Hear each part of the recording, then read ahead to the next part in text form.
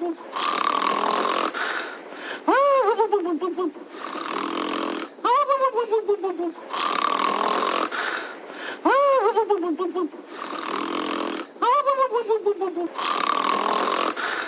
is what I practiced today. You guys ready? You ready for this? It's Mr. Hound will be burned inside the grass hut. Oh, he'll kill again the Gilligan. I should let him be. But like a postal clock, I go berserk if he's out teasing me. So the trick is to only pick unwilling when you have no harm. Like the drummer of the Flapper's only got one arm. The drummer from the Flapper's only got one arm.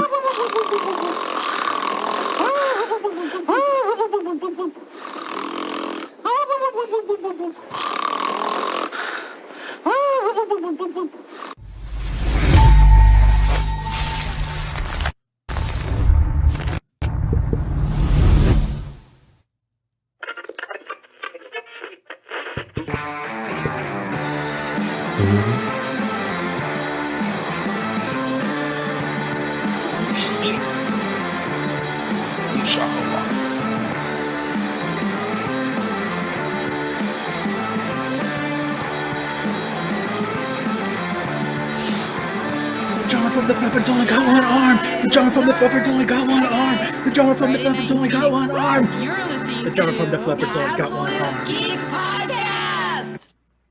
Welcome, everyone, to another episode of the Absolute Geek Podcast, where we are broadcasting to you live from the Corona capital of the world, Phoenix, Arizona. Welcome, welcome, welcome. How's everyone doing? I'm Matt. Okay, Dizzle the rapper.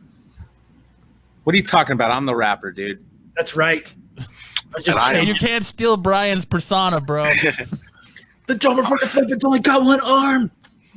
I am not the rapper. I'm Corban Ford.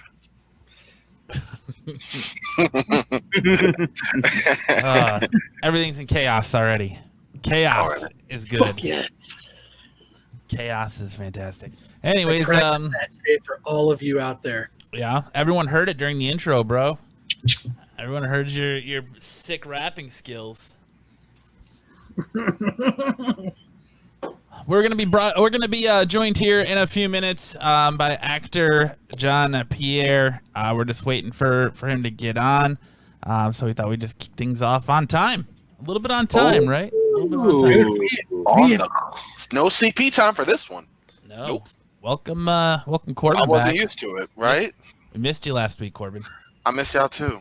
I really did. We Y'all the missed best part of your Fridays. you missed some fantastic conversation As I always do. About, Every Friday's a fantastic one. about Virtual Con at Home.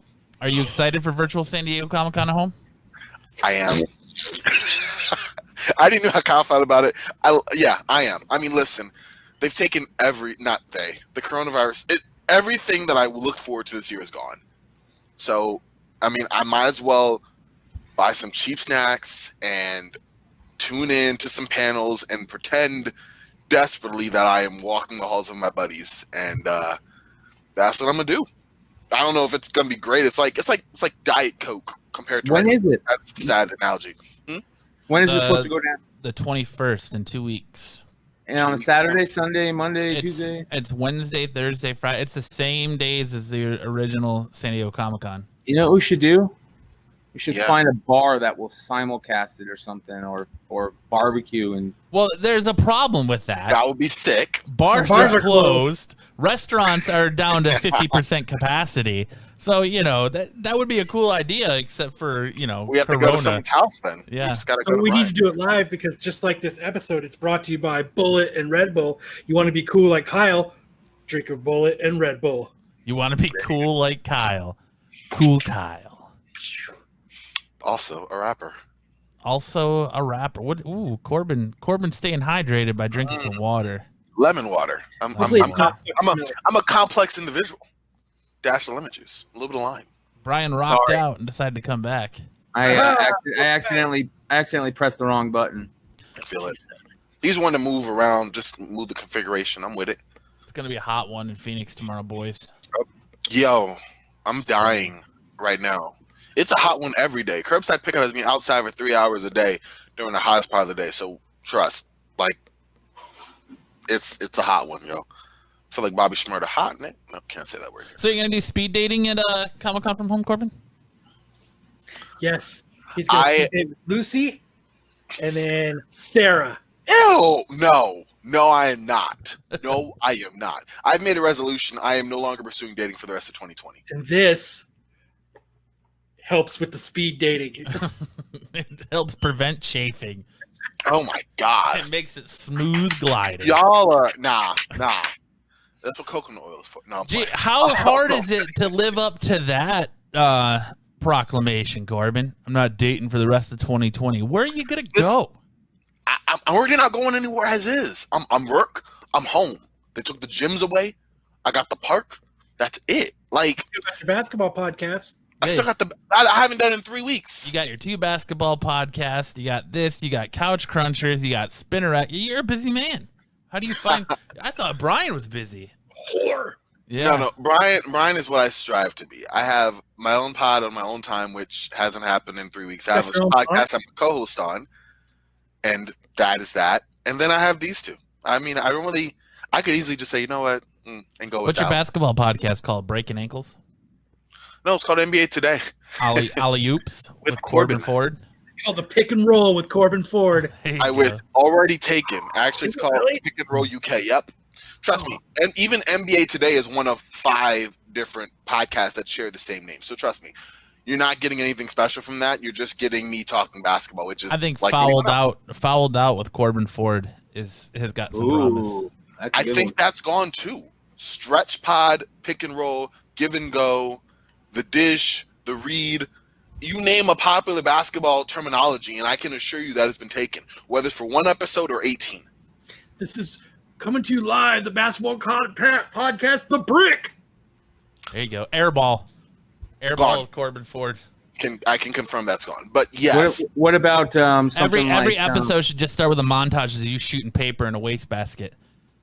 And it missing. Or like Nah. have you ever seen Along Came Polly? Philip Seymour Hoffman and that the Rainmaker, and he's just bricking the ball.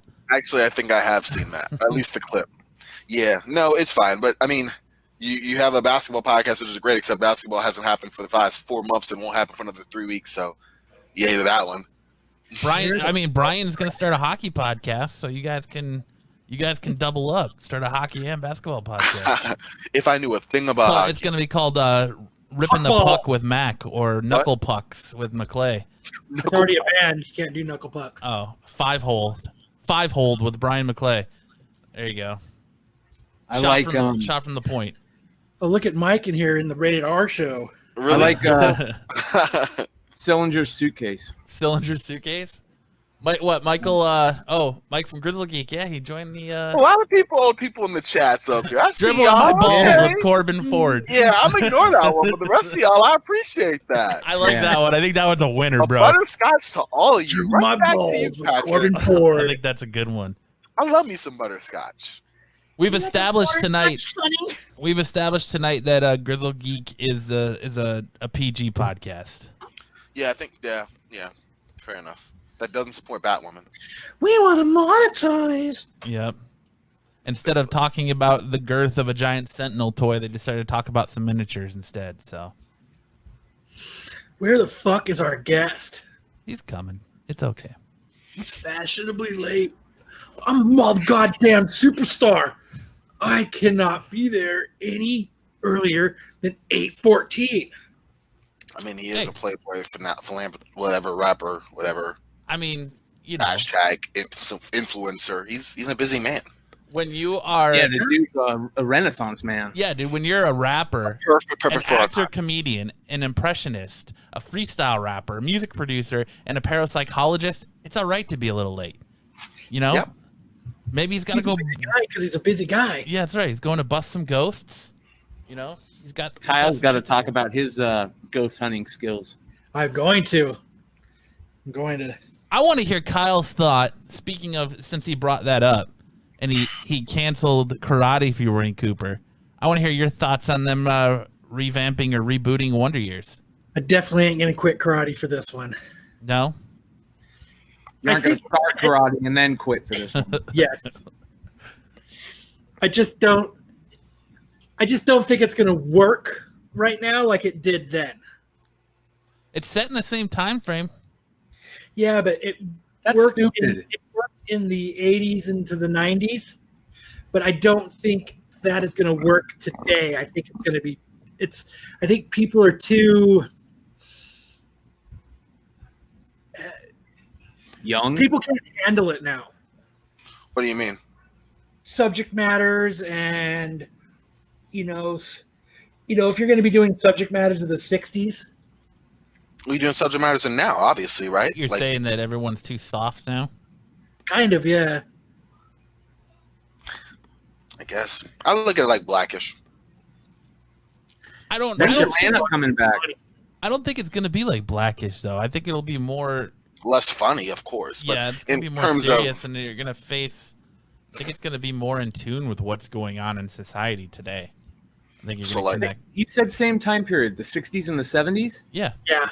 That's stupid. That's been done before. Why not Yeah, do it's called the the 80s? Wonder Years.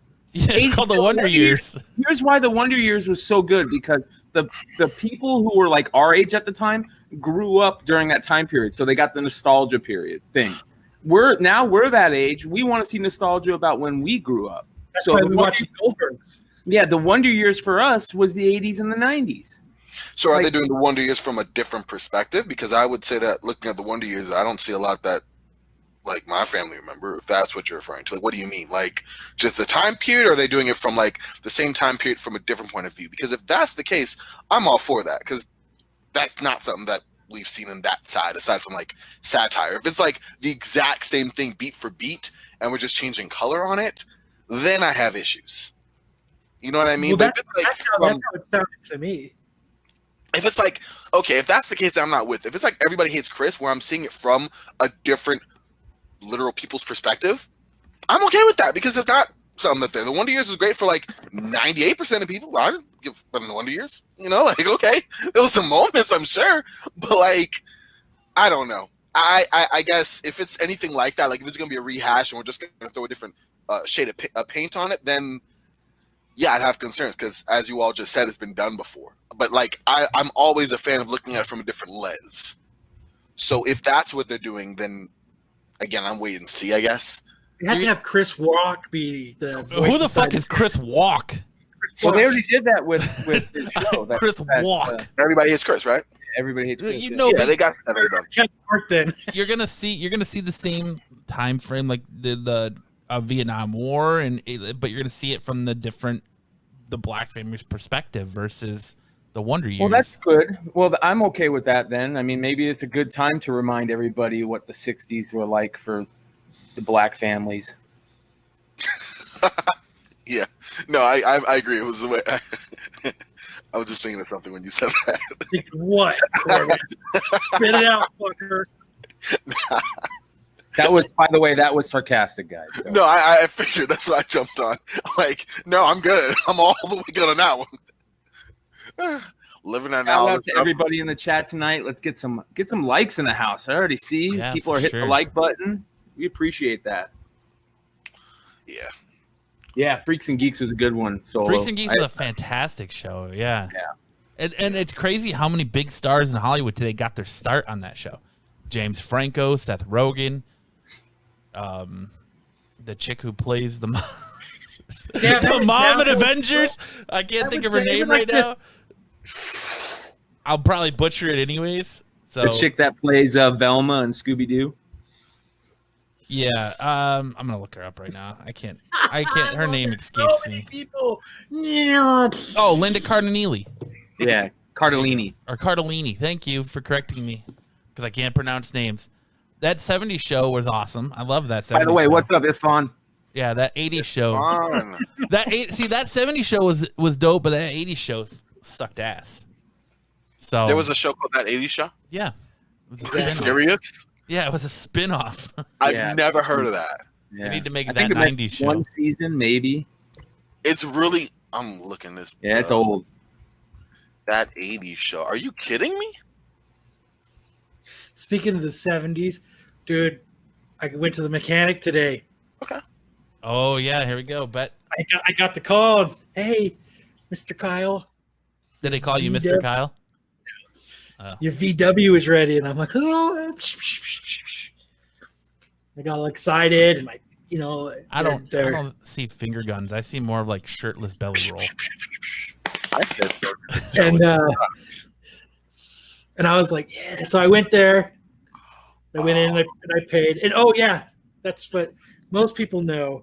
But to the few that made the bets, and for the dollar amount, it ended up being $1,090. So the 3,000s, your guys' high ass fucking estimates, it ended up being $1,090. So what you're saying is nobody won your contest, so you don't have to give anything away. No, I'm still gonna give something out. I'm gonna give you. What was the problem? What was the problem? He bought his old Volkswagen. No, it wasn't anything crazy. It was like Shout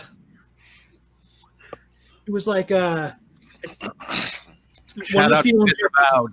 What's up, Disavowed? Yeah, for sure. Big, much love, brother, sister, whoever you are. It was Zer. It was like it pretty much. I did half the tune-up. He did the other half of the tune-up. He replaced the fuel injector. So you're saying you tuned each other up? I tuned it up, and he tuned it down. No, but it was minimal. Fuel injector, a couple parts. He fixed the wiring. He made the turn signals work, the brakes work. It was only running on 2 cylinders, so we got it so that it was running on 4. It wasn't anything super crazy. So I got there today, and I'm like, yeah, fuck yeah. And they gave me the key. I paid. Went in, turned the key on. Oh, my God, nothing like that Volkswagen purr. Purr. Yeah. Oh, man. And I'm like, great, let's get in. And I was like, all right. And I went to go push on the brake, and I had asked my brother-in-law, and I was like, hey, turn signals work? He's like, yep. I'm like, cool. So I pushed on the brake. And he's like, how about the brake lights? He's like, I don't see no brake lights. And I'm like, shit. And they charged me like $250 to fix the brake lights. So are they going to fix them? Yeah, I didn't end up taking it home. And he's like, oh, the mechanic just happened to go to lunch. I was like, shit. He's like, he'll be back in about an hour. If you want to come back in an hour, you can talk to him, and he'll he said, they said, we'll fix it. Shout out. They're some good people. They're like, we'll fix it. Of course. You know what I mean? I paid for it. And so I'm sitting there, and I'm sitting there, and I'm sitting there, and I'm sitting there. And I was trying to guess who the mechanic is game. So as a car would pull up it's like the shop is next to this 4-way intersection, 4 stop signs. And I'm sitting there with my brother-in-law, and I'm like, all right, we're going to play I'm going to guess when the mechanic pulls in game. I'm sitting there watching, like a minivan pulls up, and I was like, that's not him. And I play this game, all these cars, and all of a sudden I see this Volkswagen truck drive it up. And I was like, oh, there's the fucking mechanic. And they must have called him because he looked like he was prepared. Not prepared like defensively, but like he was looking at the car, and then he was like looking around. Like so comes in tightening his black belt, ready to fight. Getting all defensively. He just brings a board out of his truck and breaks it real quick as he's getting ready to walk in. So, I got out, and I got out of my brother-in-law's car, and I was like, hey, he must be the mechanic. I mean, I'm Kyle, the guy who, he's like, oh, awesome. And what's cool about it, I was like, dude, the fucking car sounds great. He's like, I know. Like, he got as excited as I did about how awesome the car sounded. You know what I mean? Just that it was running, and, like that's cool. Like, I don't know. Like I told last week, I don't have a big, like, mechanic stories. I don't have a lot of, you know what I mean? I don't, besides taking it to the dealership because it's under warranty, but I've never. So if they had this guy, and I was like, hey, I got a couple questions, and he's like, yeah, sure, no problem. And he was excited as I was about the car, which I think is kind of cool. That means he enjoyed it. Oops, shit, I almost knocked everything over. Earthquake. It's just cool because it looked like, you could tell he enjoyed working on it, which is kind of cool. You know what I mean? Like, most people hate their job. And I was like, what about this? What about this? And I took Tim's advice, And I just, I wasn't a dick, but I asked, I did this. Why didn't it work? What did you do to make it work? And he was cool about it. And I was like, what's those wires for? He's like, your car used to have air conditioning. And I was like, holy fuck. I want to put air conditioning back in this thing. But he's like, I'll fix it. And I was like, you know what? I was like, since the price was so good, I was like, which this is probably like the mistake, but I was like, since the price was so good, you actually said because the price was so good. I was like, is there anything else since you have to take it back into the shop and work on it again and fix the brake lights? Is there anything else that you would recommend that I should do that I can get an estimate for? And he was like, well, it runs pretty good. I mean, he's like, I don't know. And I was like, well, I did notice that, like, the instrument panel where it's like the gas gauge and the turn signals and the miles per hour, you know what I mean? That's in your instrument cluster in the dashboard. Well, I noticed when I turned the turn signals on and stuff, it didn't go, you know what I mean? Like, so that you're turning left. There's a little indicator. And I was like, hey, I noticed this. And he's like, I didn't know to fix that. And I said, no, that's cool, man, because I didn't ask you to. I just wanted turn signals, and you made turns. You know what I mean? Like, they did, which was also cool. They just did exactly what I asked. I want this, and this done. And he was like, I was like, why don't you give me an estimate to fix that? I want my instrument stuff to work. Why don't you go ahead and fix that? Why don't you fix that?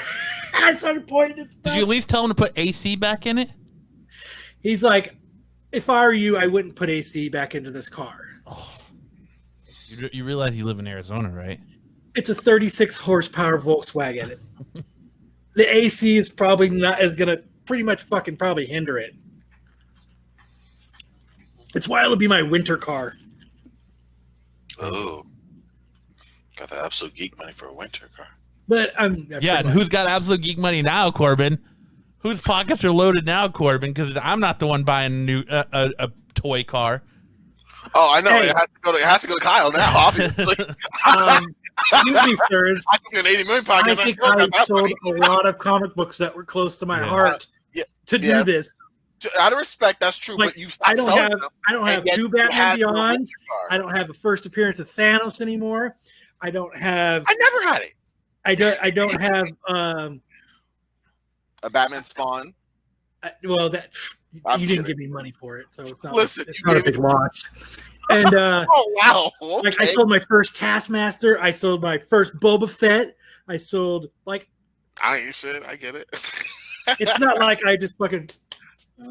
I had to fucking sell shit that was close to my goddamn heart. I feel you. I mean, that winter car. I sold a Spider-Man 300. I sold a first Gambit. I sold. What else did I sell you, Matt? I get it. That's it. Just those two? Oh no, 301. 301. Spider-Man So 3. it took some cost, but it was worth it because you wanted your winter car more than some of these comics. So you can't have it both ways. How many of these comics did you have doubles of, Kyle? Oh, that's a better question too. Now all of a sudden, Spider-Man 300 and Michael Stoutinelli said Kyle's rich. Don't believe him. That's right. That's exactly what it is. I think I'll take that one better. Yeah, I see those prints in the back. What I'm hearing right now is I think Corban, between all your basketball podcasts and this, you need to learn how to work your contracts better. I need to quit everything because I'm making money on nothing. Just free time, but you know what? For the love. But you're right. I need to negotiate directly with y'all two because apparently y'all got winter cars and I got once a month car. I've got one car that's 10 years old. But you're already negotiating for a new one in the chat. So like you want to get a new one. No, I want you to negotiate me a new one. I mean, I can negotiate you some new ones. It's kind of hard when I'm going to the dollar store to negotiate mine. I'm walking out with some Hot Wheels. Like that's I just want you to walk in and be like, "There's some dirt on that. How about $25?" You know. Listen, I gave you the blueprint in the chats on how to negotiate. There's some dirt on that. How about we knock down a couple thousand? I take the first available offer. They go, I'll give it to you for I don't know what a going car is. $1,500 deal. The one thing that is cool though, I almost bought a new transmission for it because I thought the broke, and when it got fixed, it fixed the transmission problem. So Michael Stout says Kyle pisses stimulus checks. There it is. Yes, he Michael does. knows what's no, it up. says Matthew Scott. Oh, sorry. I thought it said Stout. My bad. Oh, Matthew Scott. There you go. well, see, we need to get some Absolute Geek money. Michael from Stout, Matthew Scott. We got too many people in The this chat. king of names. Yeah, I suck at names. And they We've all- established this. We established this last week. I piss stimulus checks. You do. I light my blunts off the stimulus checks. You wipe your ass. I mean, you get expensive drinks. I should have put 2 and 2 together a long time ago. Who gets expensive drinks? I mean, you get the good stuff. You get that peanut butter whiskey or whatever. It's not no $4 drink. Yeah, Corbin's over here getting Long Island iced teas without the iced tea. Stop. So, you know, he That's can't true. even afford the iced tea in his Long Island iced tea. All right, everybody, we're making bets. When does everybody think our guest is coming? Be here, bet you any minute. 8 o'clock. Did you message him? No, I'm just guessing. You gotta trust the process. Basketball reference. Nobody would know. So I don't listen to my fucking basketball podcast. Anyway, 9 o'clock. Yeah. What about your basketball podcast? I said no one listens to it. I mean, I Oh, trust the process. Double right? Dribble with Corbin Ford. Everyone It's go not subscribe called to Double Dribble with Corbin Ford. It doesn't exist. Everyone go subscribe to Pick and Roll with Corbin Ford. I'm done with y'all. There it is. I hadn't shared that. He's gonna have a McDonald's commercial. A McDonald's commercial will start his show. For literal months because I knew the minute somebody thought this would happen, I knew it. I said, nah, nobody cares about it on Facebook, and the ones who do care make fun of me. I'm like, why not? Immediately, the very first day. Oh, you got a podcast? Yeah, I do. Yeah. I would make fun of anybody who has another podcast. Of course you would. That's Hail why I from didn't the share foul it. line, Corbin Ford. That's why I didn't share it. You guys are a mess. Intentional foul. Already gone. A lot of these basketball. You know what? I'm about to go. You should call it the flop. Nope. Well, you know what? Reggie Miller flop. I'm gonna check it. I'm gonna do this. The LeBron lame. That one probably exists. Did you remember when Reggie Miller would jump up and he'd kick his foot out that 3 points so he could get that extra foul point? Oh. Check out Toss and Balls with the Cockosaurus Rex Corbin Ford. There it is. Basketball. B-ball discussions, B-ball podcast, back to the basket, back to back, backcourt banter, backcourt violation. How about the backcourt- layup? Just the layup. Let's go to the L's. Let's go to the L's. Let's check this one out real quick for you. You said How layup. about tails from the 3-point line? Layup's gone. Last No, second. not layup. Last The layup.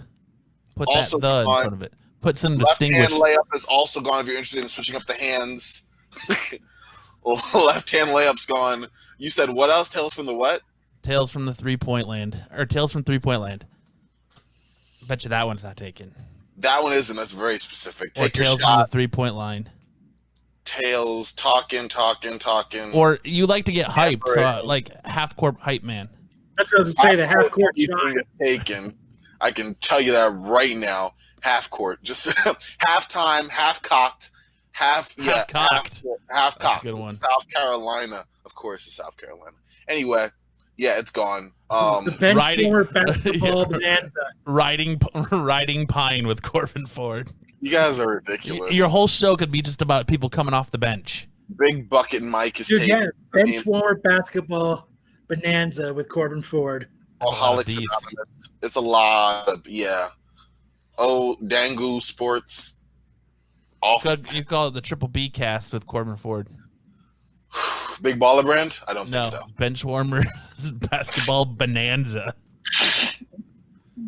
There's like 18 million. Sneaker squeaks with Corbin Ford. I'm done with y'all.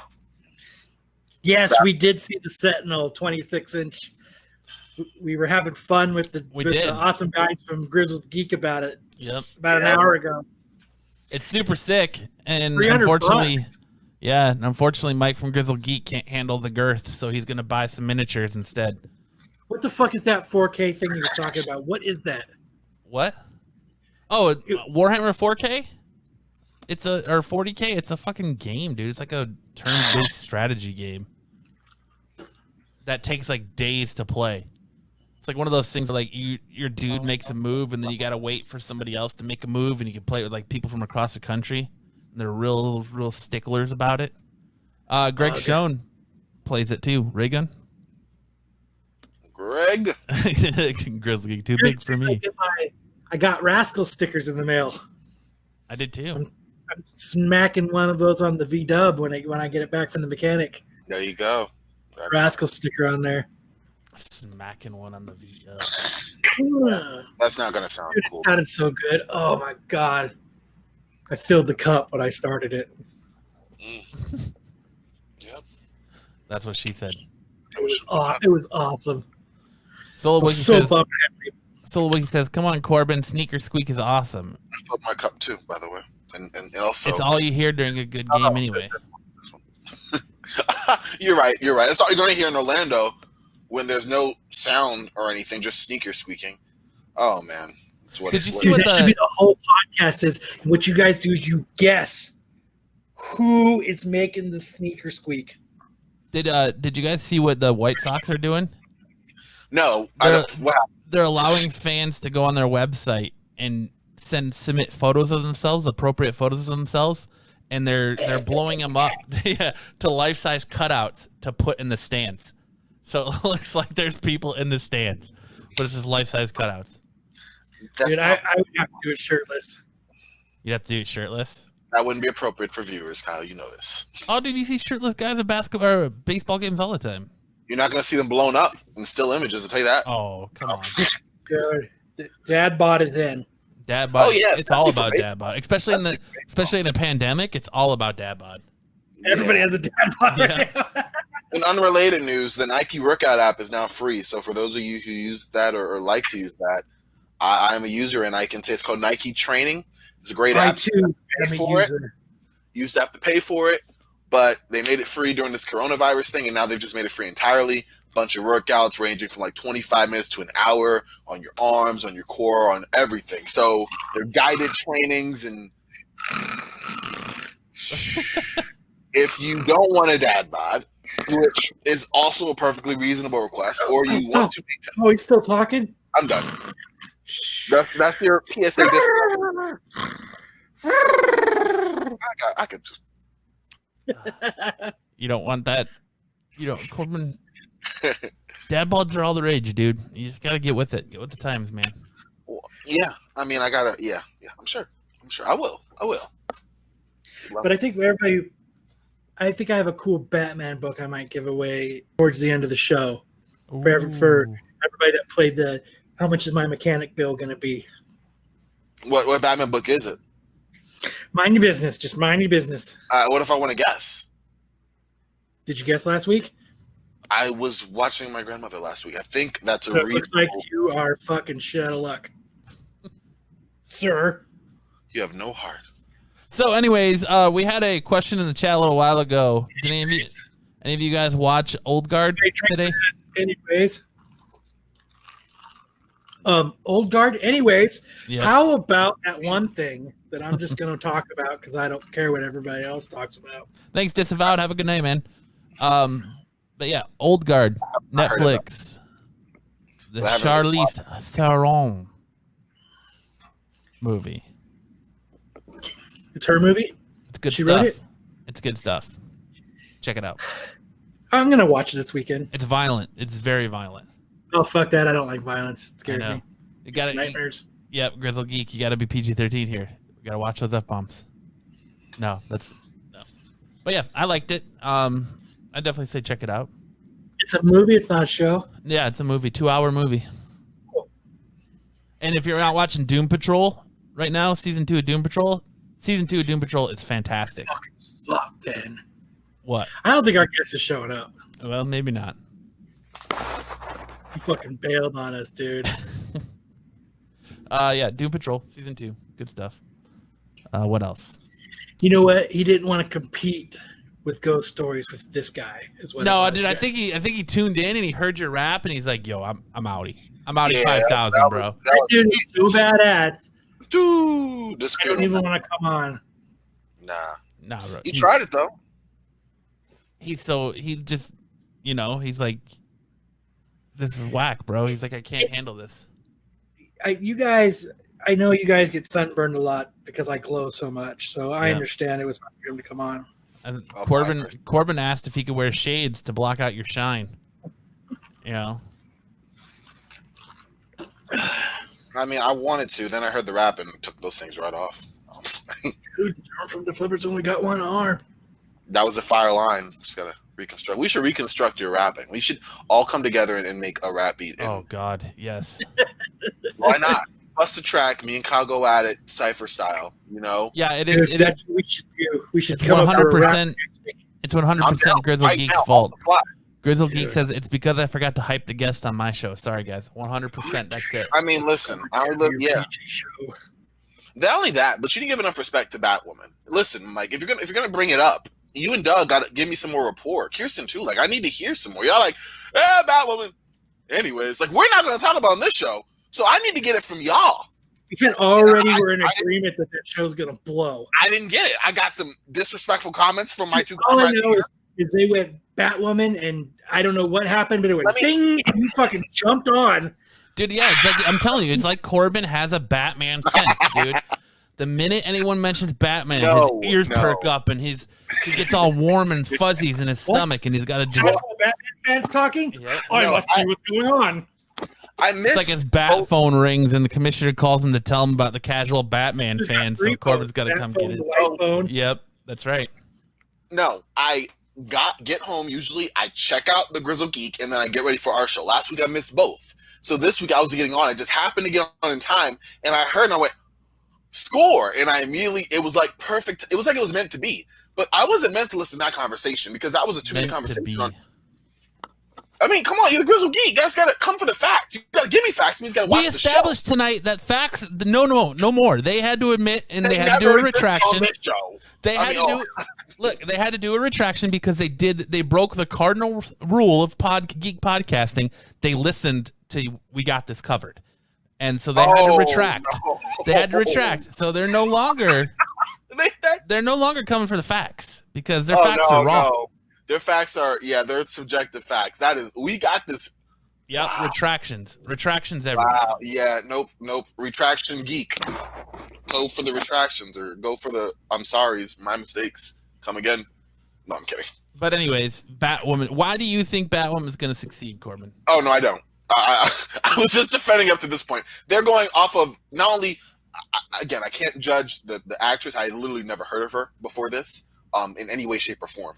So, you know, another shout, I guess. But, like, I heard her backstory is going to come from a criminal background. Like, hold the fucking phone. We're going to have her a criminal? This is a fucking family show here. I'm sorry. My mistake. Really? Why is she the criminal? Why does she have the criminal past? Now, I'm not trying to read too deep into that one. Because I don't know, but like, are you serious? They just trying to just cross all of their, okay, yep, she's LGBTQA+, that's perfect. Oh, person of color, great. Oh, poor background. Great, striving, now she's Batwoman. Are you saying it's bad because they're just checking the boxes? I am totally assuming that because they're not going to make any story. So they're just like, no, I no longer have faith in it. I'll continue to watch because I'm a glutton for punishment.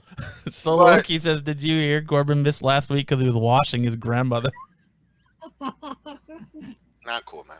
All right, so ladies and gentlemen, at this time, I want to welcome in rapper, actor, comedian, impressionist, freestyle rapper, 3 minutes early, music producer, and parapsychologist, Jean-Pierre. Welcome to the program, Jean-Pierre. How are you today? Welcome to the show. I'm all right. It was SteamYard wasn't loading up for me for some reason. I finally got in, so. Oh, that's all right. Not a problem. We just talk a little Batwoman while we were waiting for you. So. All right, sounds good. Great show. No. So. How are you doing? Not too bad. It's a little hot here in California, but I'm doing pretty good. You're trying to be in here in Arizona. Where it's 116 degrees right now. It's high hot. of 120. I'm sure. Yeah, it's gonna be 120. My wife's from Arizona. I feel it. So our listeners may have recently seen you in Ford versus Ferrari. Do you want to tell us a little bit about working on that film and kind of what it was like working with the likes of Matt Damon and that crew? Did you get to keep a stopwatch? What was that? So did you get to keep the stopwatch that Matt Damon stole? Nah, he kept it because he stole it. Yeah, so it was a great experience. I had not done serious acting for I want to say 5 years. I was focusing a little more on my music and stand-up comedy, and I was found on LA Casting by the casting directors. They like how I looked. I speak Italian, I look Italian, so they were like, "Hey, you want to be part of this period piece?" And I was like, "Sure," and it ended up getting boosted up to featured and doing a lot of stuff. I did 2 weeks of shooting initially, and I did a big scene with John Bernthal where he was in the Ferrari factory, and I was the final assembly line for the engine and had an interaction with him. And then there was a couple weeks of break before they started filming the Le Mans stuff, the big race stuff. And I ended up, the casting called me back, and I ended up doing a month and a half of shooting with them. And we did a lot of stuff in relation to Matt Damon and Christian Bale and, what was happening during the race and all that kind of stuff. I was part of the main pit crew. That was kind of the experience. It was pretty great. I got all my SAG vouchers, so I'm eligible to join the Screen Actors Guild now. I got to work with James Mangold, John Bernthal, Matt Damon, Christian Bale, all these big actors, and it was an incredible experience for a young actor, and just got me more energized to do acting more. I know you fangirled out. Christian, do it. Do the Batman voice. Say I'm Batman. I know you said it. And he's like, I'm Batman. He did it, right? He did it once. I wish that experience-wise with these actors, like John Bernthal is very personable, friendly, funny, comfortable, just natural and normal with you. Matt Damon's the same. He creates a very fun vibe on set. Christian Bale is in character. You don't really see his personality. It's just him doing his thing. He was Ken Miles, and he was Ken Miles, and that was it. So I felt like I didn't get to know him as a person at all. That's kind of a bummer when people do that. I guess you got to do that when you're like a method actor like that, and you got to you know what I mean? He's a phenomenal actor. I'll give him that. And he had just finished the movie Vice, so he lost a ton of weight for the movie. So when we all saw him, we were pretty shocked because, man, he was pretty thin when he got to set. No, he's one of those cool actors that you don't see Christian Bale. You actually see the person that he's playing, which is cool. Exactly. Yeah, definitely true. And that was actually one of the very first movies that he used his natural British accent, because most of the time he changes his accent for the characters he plays. And it was kind of cool. It's like, wow, this is really the first time you hear his actual voice, like his actual accent. That's pretty neat. It had to have been fun with the lights and the sets and being a part of something that is so iconic to history. Ford trying to go in there and the creation of the Shelby, that's like how cool you get to go down in history as somebody that got to help represent such an awesome part of history. Yeah, no, definitely 100%. And personally, I'm a big history buff, so that just adds to my excitement for the project. And it was really funny because as an actor, you get on certain sets and you feel the energy of the set. And first day on that set, all of us felt it. We were like, this is going to be something huge. You could tell by the dedication James Mangold had and just everything they put into the movie. You felt like it was going to be something special. And by the time we saw the movie, we were like, yeah, we were definitely part of something special. So you're a history buff. That means did you already know about the history, or did you do extra research and, to help get that vibe into you so that you could, so that you could get that, because, being in a pit crew, doing that in that time period where, that's like the adrenaline of adrenaline, did you actually get that adrenaline when you were being part of that? Yeah, definitely. So, being a history buff, I definitely did some research. I do have an Italian background, so I definitely fit in, obviously, with being part of the Ferrari crew. I speak fluent Italian. So all my actual life skills and, things that I learned helped, because I know how to work on cars, too. So understanding that was easier to work or pretend to work on cars when I had to on set and whatever. But I also, did some historical research to try and be accurate to how these, Ferrari factory workers and pit crews would act, during this stuff. And the cool thing about being on a live set where they're actually racing the cars and the stunt drivers are driving, you don't have to pretend that much. Because, I think the first day of shooting, they did a lot of like before the race started. So it was kind of boring. We all kind of got a little, because it was like 16-hour days almost every day on set. And we were getting bored, getting anxious. And then the end of the first day, we actually shot a couple scenes of the cars taking off. And, we were the pit crew. So we're like right next to these cars. And they started taking off. And, yeah. Yeah. All of our energy just amped. We left that day like, that was sick. Like, in real life, we wouldn't be able to go like a NASCAR race or anywhere and be in the pit while the cars are taking off. But we were able to have that experience on set. And it's like, dude, that's why I love acting. You get to do so many things that in a normal life, you probably wouldn't be able to do. So. That's true. Damn, that would be so much fun. They filmed that here in the States, right? Like it was in Hollywood they filmed it, or did you guys have to? Yeah, they built the Le Mans set for the actual race at an old airport strip out in Agua Dulce, it's called. It's part of Los Angeles, but it's far out there in the boonies, like in the middle of nowhere. Even from LA, it's like an hour and a half drive. So, so it's out there. But yeah, it was all filmed in the States as far as I know. They did film some stuff, a lot of stuff in Georgia too. They had some of the race stuff they did out in Georgia. But most of it was filmed here in the States. Yeah. That's awesome. I gotta switch gears here because so you ghost hunt and you dabble in the paranormal.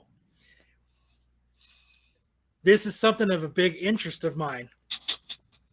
I've got to know what got you into all that.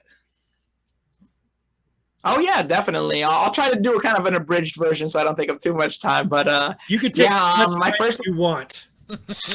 I was here for it for sure. Like, hey, sounds good. Fine, that's cool. I just like to, make sure we get all the stuff and we need to get in. But yeah, my first experience when I was 2 years old. I stayed at my grandmother's house, which was a very common thing. So it's not like it was unusual for that to happen. But this particular time, something unusual did happen. So my grandfather passed away when I was 3 months old on my mom's side. I don't really remember him or anything, but I recognized him from pictures. And I was sleeping in his old room in my grandma's house. And I woke up in the wee morning hours, and he was sitting in front of my bed trying to talk to me. And he was kind of white, glowing, transparent. But I recognized him because he appeared to me how he looked in the photos I've seen of him. So I was just kind of sitting there, and I just started freaking out. I didn't know what was happening. So, I kind of started to cry, and this was like, what's going on? And he was in a wheelchair, because that's how I remembered him from the pictures. And he wheeled out into the dining room and disappeared through the wall. As scared as I was, I actually followed him and watched him disappear through the wall, because it was on the way to my grandmother's room. So I ran to her room, was crying, told her what happened. I said, I saw Grandpa, no in Italian. And she said, oh, it's just a bad dream, don't worry about it, whatever. And my mom built that story more, saying it's just a bad dream, you're just imagining things, whatever. So I got really quiet, because after that initial time, I started seeing stuff all over the place. I had experiences when I went out places, when I'd be wherever, but I stayed quiet because I figured if my family doesn't believe me, who else is going to believe me? People are going to think you see ghosts. I mean, and you're a kid, so you're still learning. And you look to adults for that affirmation, and the adults weren't giving me the affirmation. So I was just like, I'm just going to stay quiet because I don't know what's going to happen. Yeah. Yeah. And then when I was about 8 years later, about 10 years old, my family sat me down, my mom, my grandma, and they said, look, we didn't want to scare you. You were very little, but we're actually sensitive to this stuff. My grandma, before she came here from Italy, she experienced tons of stuff out there, and even still out here in the U.S. My mom was born here and experienced a lot of stuff.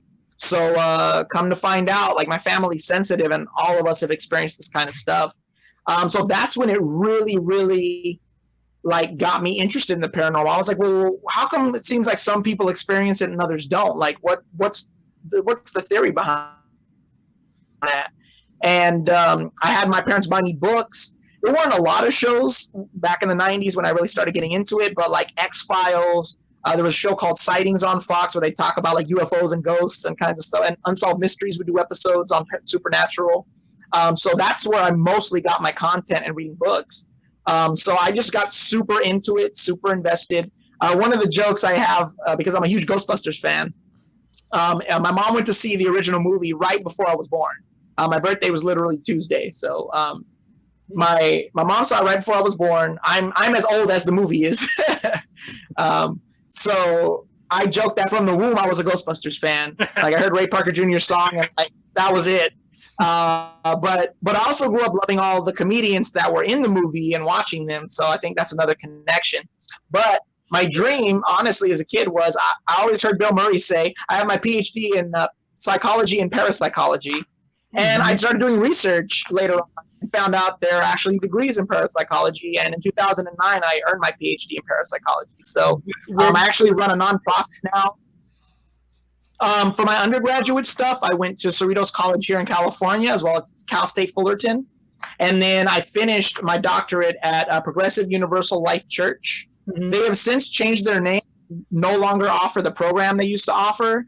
I originally USC used to offer a program, and I wanted to go to USC to get my degree in parapsychology. But by the time I graduated high school, the program was gone. So yeah, now there's less than a handful of colleges that actually offer that program. I know Penn State still does, and there's like two more, I think, around. I think they're more on the East Coast that actually offer the programs. So yeah, that's yes, awesome. I have a nonprofit. Yeah, what's that about? Me and my best friend met in high school, and we were both interested in the paranormal. When I started talking about it, he was like, "Oh, I actually love that stuff, but I've never done it." And I was like, well, why don't we try and find like haunted places and go check them out? And we had one of our English teachers help us write letters to like haunted locations out here and try to get in there and check it out. We had friends and family who owned like shops inside of haunted places. So they gave us access at night to go into these haunted places and check it out. We had a few mentors in the field too, who taught us how to investigate the equipment they use, the scientific methods they use to test it. So we just kind of built that way. And eventually in 2000, we started our 501c3 nonprofit. We didn't get nonprofit status until 2013 because you have to really prove yourself in order to get that status. So we just did years of work and study and helping people. And by the time I presented them with everything I had done, we got approved for our 501c3 called the Southern California Paranormal Detectives. And basically, clients contact us if they're dealing with anything paranormal, not ghosts, UFOs, Bigfoot, whatever it is. And we go out and investigate it or, try and help them whatever way they need help with. So, what's the craziest thing that's happened while you were doing that? Good question. There's a few, but the craziest I think that sticks out for me personally, because it actually happened to me and I really don't have intense things happen to me that often. We did a case out here in Bellflower, California. It's not too far from where I'm at. I'm in LA right now. It's part of LA County. It's just not in downtown area. So we investigated this. We had a lot of weird stuff happen on this case, but the craziest happened at the end of the night, about 5 a.m. We were breaking down all our cameras and audio equipment, all our gear. We have like thousands of dollars worth of equipment we use to investigate this stuff. And the client's sister came in very late, and she just gave off this weird vibe. I was breaking down a camera on the staircase, and all of a sudden I felt like something huge was like charging at me. So I kind of braced myself because I thought something, was coming at me. And this is this small Latinx girl who very small and petite. But I just got this weird vibe. And I talked to one of my team members that was next to me. I think she's the source of this problem. I think she's why the activity is happening. And we continued breaking down our equipment. And this girl's eyes did not come off of me. I was going around walls, just going around the house, breaking down our equipment. And I'm like, I don't know what her problem is. She won't take her eyes off of me. And I got kind of weirded out by it. But I'm a professional. I just kept breaking down, putting stuff away. I was on one of my last pieces of equipment. I had one of my equipment bags right next to her where she was sitting on the couch. So I grabbed my piece of equipment, go over near her, even though, again, I was uncomfortable because she kept just staring at me. I put my piece of equipment away. I caught eyes with her for maybe 5-10 seconds. It was very short. All of a sudden, my chest got super tight. My eyes started watering and I couldn't breathe. It was the first time I actually ran out of a property. I felt for my own safety at that moment. I was just I need to get out of here. I don't know what's happening. I've never had this happen to me. And my wife's part of my team too. So she chased me out and checked on me. And as soon as I got out of the threshold of the door, I could breathe. My air came back, but I was still just kind of shaken up because I couldn't breathe for a little bit. So fast forward to the next morning, I woke up. I had a circular burn mark on my chest, and it it was there for about a week, and it finally went away. But it looked like a burn mark, just right in the center of my chest, where I felt that tightness. And I've never had stuff like that happen to me. It's rare. I've had spiritual people tell me I have some authority on the other side, so stuff doesn't usually mess with me. But in that case, I had one of the most extreme things happen, and it was definitely intense. And I was worried about my safety because I couldn't breathe. So, and I didn't have any conditions that I could think of at the time that would cause that. So, did you make a return visit, or was that it? You were like, "That's all, folks. Like, I'm out." Well, in most cases, it all depends on the client and what they want from us. Most of the time, they just want validation of what they're experiencing. We were able to come to the conclusion that girl who wouldn't take her eyes off me, we found out from the client, she actually was involved in witchcraft and did some weird stuff, and we don't know exactly what she was into. But it sounded like once they got the sister, the activity like calmed down. So that kind of worked itself out. But most of the time, when we don't have that, most of the time you don't have extreme stuff like that happen. And most clients just want validation that they're not crazy, and someone like me can come in, use our equipment, use our knowledge and experience, and tell them, hey, this is what we think it is, or nothing. It's like your pipes are just shaking in the walls. It's not a ghost. You have bad piping or something. It all depends what it is and what it ends up being. But most of the time, people just want validation. Sometimes they go to their own religion and have a priest bless the house. My wife is indigenous. She might use sage to cleanse the house. So there's lots of different methods we can go about cleansing it or helping people out depending on what they want. So I haven't been somewhere where I've lived where I haven't seen ghosts. There's the house I live in now. There's a ghost. It stands in my master bedroom, in my bathroom, and it looks into the mirror at us, and I can see its reflection in the mirror as it watches us while we lay in bed. And then it comes out, and then it walks up and down the hallway all night. And then it likes to take things from our hall closet and put them on our bed, like soap and towels and items. It's just telling you to take a shower, bro. I do take a shower. So I set a digital recorder in there in the bathroom to see what I could catch. Yeah, that'd be a great idea. And then my question would be about the one that you said moves around, you can see. Does it do the same movements all the time when it walks around and when you see it? No. Or does it do different? Sometimes it walks up and down. Sometimes it'll come in the front door. Like you'll be sitting there in the room and it sounds like the door opens and slams. Interesting. Yeah, that sounds definitely like an intelligent spirit, not like, because sometimes you have spirits that are residual spirits that they're not, like, it's almost like it's a recorded tape. They just repeat the same motion every time at the same time. You have others that do different things and interact, and that usually means it's something more conscious of its surroundings. I think this one's very conscious because it likes to do stuff. I had a ghost at my parents' house, and my buddy Chuck is in the chat right now, and he lived with me growing up. We had an evil spirit that lived in my parents' house. Evil. So when you would take a shower like normal, do your thing, and you would sit there, and as you're in the shower, everything would get knocked off. They'd knock off the shampoo, the conditioner. They would knock off the and then when you get done, you would open up the thing, and they would start scratching you. You'd have all these scratches on your face and on your chest, and every day you get scratched every day. And it did it forever. Yeah, I've only dealt with scratches in 2 of my cases, and the exact same thing happened in both cases. Obviously, different people in different locations, but okay. So basically, what happened in the 2 scenarios that I saw clients get scratched, they were standing right in front of me. They didn't touch the area that the scratches appeared at or anything, but both did not notice until the skin was actually broken and they felt the sting of the air on the open wound. Before that, they didn't react like somebody was scratching them or anything like that. It just, the scratches appeared, they were there, broke the skin, and all of a sudden it started to sting, and they're like, where'd I have scratches, And one was on a guy's back, the other one was on a guy's arm. And those are the 2 times I encountered scratching. And the exact same thing happened.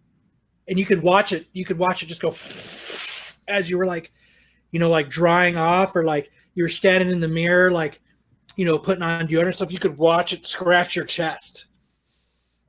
Oh wow, that's pretty intense. Yeah, and then there was two other ones that lived in my parents' house. There was a short, fat guy and a tall, bald guy.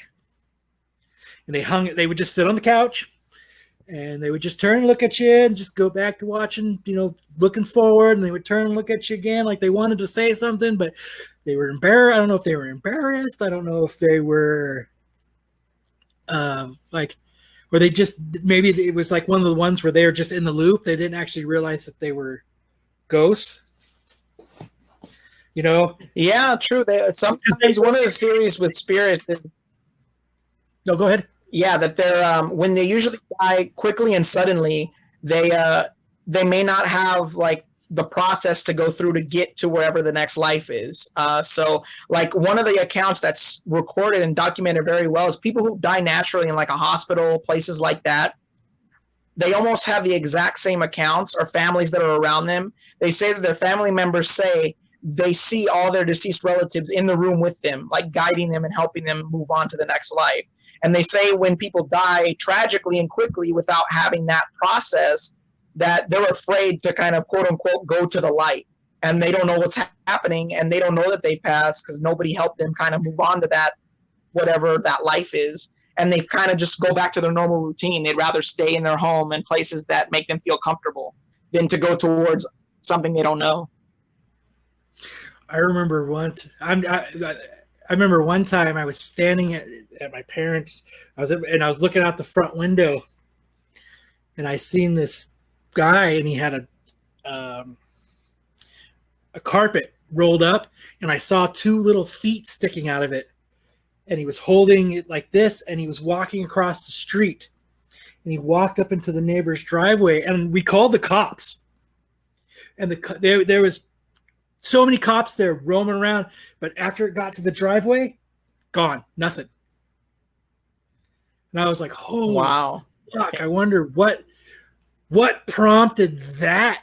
Like, I wonder if that, if those are the kind of things, is something that happened there. Do you think is it random where in your experience where ghosts show up? Do they, you know what I mean? Is it kind of like they just get shot down somewhere and they're there, or are they usually, like you said, like some of them are stuck in the hospital? Do you think some of these are stuck in the loop of exactly where they did it? Like, that's what this dude does. Like, he did something at some time, and now he just keeps walking across the street with this rolled up. Some of the theories why we have the random ones that just walk or show up in an area at certain times. It's almost like minerals. I know quartz is considered that. Different types of stones and minerals are actually natural, almost like recording tape, but they imprint with energy. So like if it's walking past the same area all the time, it's almost like it's imprinted on the land or on the natural, structures that are there on Earth. And that's kind of like a tape loop, and it just keeps playing over and over again where that intense tragedy happened or a big event happened. That's one of them. There's another theory that the dimensions between the spirit world and our world are very thin, and sometimes things cross over in our dimension and back into theirs. So it's like almost gray area? Yeah, exactly. Or something. Yeah, there's like a veil, and they're able to get through that veil for a minute and then kind of go back, and they kind of pop into our dimension or plane, and then they pop back into theirs. It'd be kind of fun. So those are some of the theories. Hey, Fred, look, it's open today. Let's go walk with the living. Yeah, right. Exactly. Kind of fun, you know what I mean? Now, have you ever been on a case like? Here's an experience that I encountered. So I lived in these duplexes. They were like townhouses connected. There was like 4 of them, and we had a spirit. And what he would do is he would walk down the hallway. And he would come to the edge of the bed. And I've told this story on the podcast before. And he would go, "Shut the fucking lights off!" And he just walked up and down the hallway all night and did that. And then it went quiet, and then you didn't see him again for a while, and then he came back. Upon realizing what was going on was when he was quiet, he actually went next door, and he would do it at the house next door, and he would walk up and down their hallway, and then they would go quiet and he would go to the net. Like, we got to know our neighbors because of this spirit, because, hey, was it, we were outside barbecuing and talking one time, and I was like, the craziest fucking thing happened. And I said it, and the other neighbors were like, are you fucking around? And I was like, can you make something like that up? No. He's like, that happened last night. And this is how we got to know our neighbors, because there would be some kind of experience would happen in our apartment, and then it would go away, and then our neighbor would come over and he'd be like, guess what happened? I'd be like, you saw the little black girl with the braids? And they'd be like, yes. There was like 4 different ghosts that would rotate through these apartments. Wow, that's interesting. Isn't that insane? I've never heard in all the ghost shows and all the things, I've never heard where they go from like, and the only reason that I didn't think that they were bullshitting with me is because they would tell me things that it did at my house that I hadn't talked to them about it. Yeah. So like they kind of did the same things, but they would just switch apartments. And I was like, what, in your experience and in your training, have you ever seen something like that before? And what would cause them? Like, does that, I mean, they like these entities, they know exactly what they're doing. Is that what has come about? Like they have mastered this technique, and now they can just like do whatever they want? Or have you never heard of something like this before? Not necessarily. Yeah, I don't think I've heard exactly that. One of the first cases I ever had was this. It was every Thursday, like once a month, this little girl would appear in the hallway in this house, and the people didn't know why it was happening. And eventually, we found out that's when the little girl was killed in that house, and that's why on every month on Thursday night, she would appear. And so that was like. Yeah, but it was just reappearing as a loop, like a tape loop. She couldn't interact with us, but she would just appear there. But I haven't heard necessarily that one, but I know that based on my studying, that if they are intelligent haunts and they don't have limitations really if they're intelligent spirits. So they can pick up routines and patterns and kind of like do a little more interactive than, a lot of other spirits could. If they're familiar with the area, if they want to do that. So,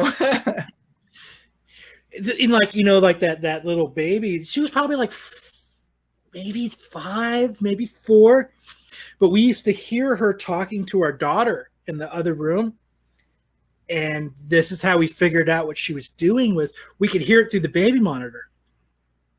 She taught our daughter to climb out of the crib.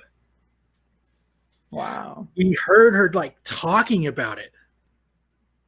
And all of a sudden she could start. Yeah, just like my wife's in the chat right now. And she's like, that little girl was so not a loop. She would talk to our daughter when she was a baby, and you could hear her in the monitor. Like, we would listen to her talk to our daughter, and she would be sitting in the crib with her. Like she found it. Yeah, no, that's not uncommon. They actually, one of the big studies they've done, and they do a lot more of this in Europe because they're a little more open to the supernatural out there than Americans are. And they've done a lot of studies of imaginary friends, and they found out that they're not so imaginary because these kids have vivid descriptions of their imaginary friends that are just, these kids wouldn't have known the, like Victorian style clothing. There's no way they would know that kind of detail. Yeah. And they did a lot of studies that a lot of imaginary friends aren't so imaginary. And children are more open to experiencing the paranormal because what do they say? Their minds are like sponges. Mm-hmm. But when you're young, that sponge isn't soaked up yet. You're soaking in things as a child. When you're an adult, I think it's harder to experience the paranormal because your mind gets so cluttered with bills and work and family and all these responsibilities and obligations. But as a child, you don't have all those things. So you're much more open to experiencing that stuff. And the spirits know this too. So if you're super in tune as an adult, what do you think is happening there then? Because, like you said, you've got your job, you've got bills, you've got life, you've got your car payment, you've got your house payment.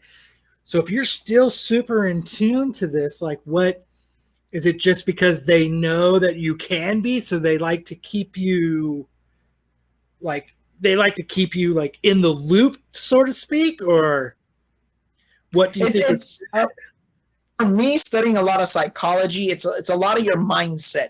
So a lot of people claim to be open-minded. They'll be like, I'll try any food, I'm open-minded. But an open mouth is not an open mind. So I think there's just a lot of confusion of what open-minded actually means. In order to be open, you really have to literally question everything, because if you let society, religion, education, if you let too many things actually control your perspective, you have blinders on at that point, and you don't leave yourself open to experience life. And in life, you can experience, that would be death. So I think it's more of that. It's having a different mentality. When you think outside the box, you tend to use parts of your brain that most people probably don't use to just work and live a normal life and just try to survive. When you open yourself up more and you truly have an open mind and say, okay, I question the constraints that are being put on me in the way I think. And when you do that, it's like you open up a door in your own mind to let other things in that don't normally sit there for most people. Like, did eventually, like me, spirits and seeing ghosts and stuff, that stopped scaring me. Yeah. Like now I go, and are you like that now too? Like I go, oh, now that's okay. That just happened, and I kind of just, and I don't really talk about it anymore. And I just kind of go about my day because it's really not a big deal to me anymore, because it doesn't scare me anymore. Like the eviler stuff that still scares me, but like the random ghosts and stuff, like, like my wife will say, hey, the ghost put the soap on the bed. Okay. The ghost put the soap on the bed. Just either put it in the shower or put it back. You know what I mean? And I think with that mindset, it's a lot of how people, again, it goes back to how people view things. If it's unknown to most people and they don't experience it all the time, fear sets in very quickly with things that are unknown, especially to human beings. But as it sounds like in the case of you, and same with me, I've dealt with it so much, the little things don't really bother me. Most of the time it's exciting when things are quiet and something actually happens, because you sit for hours in the dark trying to coax this stuff to come out, and sometimes it doesn't want to. And then when something happens, I get more excited more than not. Like, oh, something flew across the room. That was amazing, or something moved, or we saw an apparition or something. That's great. But for normal everyday people, most of the time, if I tell them a story, they get freaked out. And they're like, I don't know how you do that. I can never do that. And I think that's just the difference with having so much experience with it. You learn, wait, this isn't threatening me. It's not hurting me by putting soap on the bed. So you stop worrying about it as a problem. It's only a problem, like you said, with the negative stuff. Like my kids have even got used to it. Like my son says it stands in the corner of his room. And he's like, well, it's just there. He doesn't do anything. He just stands there. It kind of freaks them out. It kind of freaks everybody out when you hear the door open and shut, and nobody left. Like, because then you have to get up and you've got to walk out and you've got to check the door and you've got to look outside now because you heard the door open and shut. And it's not like in my house, it's not like this light shutting of the door where you just hear click. Like it's open and it slams. Like it is done with intent. Hey, motherfucker, don't forget about me. Yeah, definitely. And I mean, again, I would ask with that is that doesn't happen at the same time all the time, right? It's like at different times, or how does that one in particular happen? It's just at different times, day, night, everything. It's like it's not just stuff that happens. Like, you know what I mean? Like, like ghost hunters and all these, like a lot of people, like I'm sure you do too. You do it at night. You do it in the, you do it during the witching hour, and you do it when it's supposedly the spirits are more prone to be able to be here. But like, like the stuff that happens to me and my wife, it can be 9 o'clock in the morning, noon. Like it just, and like for my wife, that goes, it doesn't happen to me, but it happens to her. It stands at the foot of our bed to this day. Yeah. And like the first day we were here, it had to have been like the first night we were actually living in our house. I was gone, and like during the day, it was during the day, and she was, and she works nights, I work days, and she woke up because it was standing there staring at her at the foot of our bed. It doesn't actually do anything. Like it's just kind of there. Like we've learned that we shut the bathroom door. Yeah. It doesn't open the door. So we just naturally now we just keep the door shut because we know if we keep it open, it's just going to stand there and stare at us. Just like when I was trying to do EVPs of it, instead of it talking, all it did was it did this. It just kept smacking the recorder. And I was like, at least say something. Why would you just sit there and smack the fucking like it was smacking it? Like, because I had put it in our closet, since it stands in our closet, it stares into the mirror and it stares back at us. I figured I would put it into the closet so that at least if I could try to get it to say, this is my house, motherfucker, something. Hey, you bought this comic and I'm connected to something, anything. Yeah. Like, it would be nice to know why this is here. Like, and like I had I have a mutual friend, like I've grown up with her and stuff. And she came and I bought this, my wife got me this kit and it had like a recorder to do EVPs, and then it had this meter to test the electromagnetic, if it was more or less. And I brought someone over, and I was like, a family friend of ours, and she came in and she did the ghost hunting thing, and she was like, oh, why are you here, and did all this stuff, and it just didn't give a shit about her. Didn't give a shit. And it's kind of a bummer, but I mean, it would be cool to know, hey, why are you here? I mean, are there any techniques that you recommend that would be like something that we could try to be like I've said, like they say, hey, just tell them you don't want to be here and ghosts will leave. That's a bunch of bullshit. That doesn't work. So to all the ghost shows, and what do you think to that? Like, it doesn't work for me. Has it worked for you? It all depends. Now, most people recommend you don't investigate your own house. They just say, most people think it's taboo, and it doesn't, it can create worse activity in your home if you investigate your own house. So sometimes they say it's better to have an outside person come in, and that may change the way it interacts, because it's probably familiar with you and used to you now. So that might be why it's not responding or reacting to you in the way you'd like it to, because it's so familiar with you. It's like, whatever. That could be a possibility. I've had a few things when I first started doing this follow me home. And when it followed me and it appeared, my animals freaked out. My animals freaked out. That's how I knew something was there. One of them whispered in my name, and my dogs freaked out and ran away. And I knew something was there, but I kind of brushed it off. And then when I went to bed, it appeared in front of my bed. And all I did was say, I didn't mean to disturb you, because we had went to a location, a famous haunted location, and whatever followed me home for some reason. Only me. I called everyone that was with me. Nobody else had it happen, just me. And I said, I didn't mean to.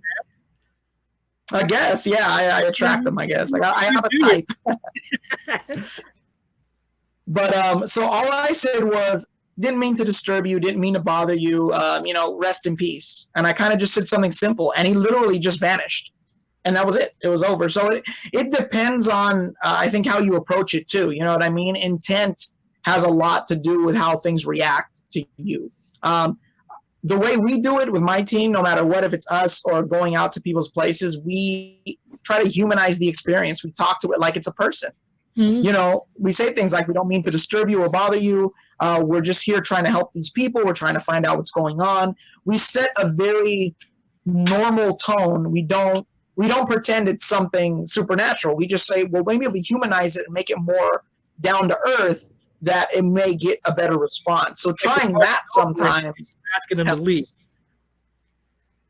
Yeah. Right. Then asking them to leave. So we have done cleansings, but I've never like just said, "Oh, leave." We've helped spirits cross over who were scared to go towards the light or whatever it was, and they've left and been gone. My wife is Native American, indigenous, and she'll use sage to, put a barrier around the property so we keep it out. But we've never just been like, "Oh, leave." We have more complex ways of going about it. So, like, I tried, like, with a lot of, like, ghost hunters and those shows. Hello. I'm sorry, but you guys, I'm sorry, I appreciate that you're here, but you're kind of scaring my children. And if there is somewhere else you can go, can you please move along? And I didn't say move along, but, like, in a sense, that's what I said. And it was like, I don't give a fuck. It just kicks it. Yeah. With that, it's tough because sometimes these spirits are attached to things or attached to places, and just telling them to leave it won't come out in a good result. It can. I've heard it be successful for people to just talk to it like it's normal and it'll go, but that doesn't happen. There's times we try to make spirits cross over that were stuck at places, and we thought you actually feel the energy leave, and we're like, "Oh, I think it left." And all of a sudden, we start hearing a noise in the room that we were just in, and it's like, "Oh, wait, it came back. It didn't listen to us. It didn't go all the way. It didn't leave, or it didn't go towards the light or whatever." So it's a complex issue because we don't understand the other side. We have the advantage of the physical, and they have the advantage of the not physical. So it's kind of like you passed on, then you would have the you kind of have both sides of the coin then, because now you're like, okay, I remember this 70 years of physical, but now I'm here. But so are you saying that maybe they lose touch with that physical aspect that they had and those memories that they had, and they just don't remember being like physical anymore? Yeah, I would say probably that. I think what I've always said about this stuff is there's consciousness to these things. Mm-hmm. But as you know, humans have flaws, and they forget things, and they get scared, and they don't do stuff. And I think spirits, particularly ones stuck here, have a lot of those problems. Otherwise, I think it'd be easier for them to move on rather than stick around. Because there are some that hated being alive. So I don't know why they'd want to stay, and some of them want to leave and can't. So you have lots of different scenarios that we've encountered, because my brother is a medium, and he usually communicates directly with the spirits. And you find that I wish your brother would have come on with us. You guys will have to come back. You'll have to come back with your brother. How awesome would that be? Maybe. Unfortunately, we had a big falling out recently, so that happened. But I don't hold any resentment, so I don't mind giving you his info and seeing if he wants to maybe talk with you. He's just has it out for me right now, and we're just not on good terms. So I feel you. I feel you. I got a question, and it might be it's a serious question. It might come off as stupid to you, but it's something I've always wondered about. If a person has a defect in life, like say deaf, their hearing loss, or they mute, whatever, do they carry that over into the spirit world? So when they pass on and they're a ghost, will they still have that same defect? So maybe like Kyle's thing is they can't talk, or they're mute, or they have to find a different way to communicate. As far as I've heard, again, there's no physical limitations from what I know when you're on that spiritual side, and from what I understand, and I don't know if it's 100% correct, but those things shouldn't be a detriment to you or affect you once you've left the physical world, because that's strictly a biological, like physical thing that you can test. And it usually wouldn't have an effect on your actual spirit or consciousness. So it shouldn't. I mean, what you learned because of that particular defect, you may be able to communicate that way if you need to on the other side. But I don't think it'll hinder you from communicating in other forms if you've passed on, because that seems to be a physical defect. That's not necessarily part of your soul or consciousness. That's actually biological. I just hope when I die, I'm not fat. I hope my spirit is skinny. Then I don't have to go on a diet. I mean, I don't think you'd have to in the spirit world anyway. I don't think it matters at that point. It seems like you could probably appear in any form once you're not physical anymore. Because there are people who have died when they were much older and they appear as children, as spirits. So, I mean, I've encountered lots of different things that that don't relate to when the person actually passed away. So Now, I know you said you kind of gave us the coolest like thing that's happened to you. What's the coolest place you've gone to investigate? Like, have you gone to investigate like the site of like the Sharon Tate murder or the Manson murders or in California or anything like that? Winchester Mansion. Oh, I've been to the Winchester a couple of times just to check out. I mean, we didn't get to fully investigate, but I've been there, and I took like the extended tour so I could like check out the more haunted places in the Winchester house. So I've been there a few times. Coolest places, definitely we did Spawn Ranch. I was on an episode of Haunted History on the History Channel, and we investigated Spawn Ranch where Charles Manson actually stayed and killed, what's his name? Shorty Shea on the property. So we actually got our evidence on the TV show as well, because one of our meters, when we were asking questions to Shorty Shea, it responded to our question. So yeah, that was one of the cooler places we've been to. We did a web series for a couple of years, and we actually went to the first two sites that the Zodiac killer killed his victims. And the first site we went to, we caught an anomalous light behind my brother on camera, and there was no cars going by. It's in the middle of the country where there's nothing at, and we couldn't explain. Have we ever caught an orb? Is that what you said? No. Is that what it was? Was it like an orb?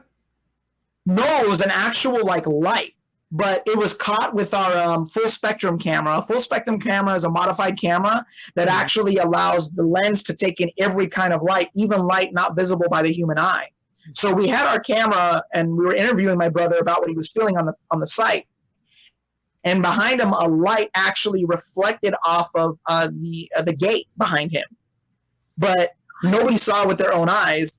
We saw it on the camera. And we were all standing right there. So that was really strange. We looked for cars. We looked for any source of light. There was none. So that was one of the coolest things to happen, because we only caught it on camera and nobody actually saw it. Have you actually seen an orb?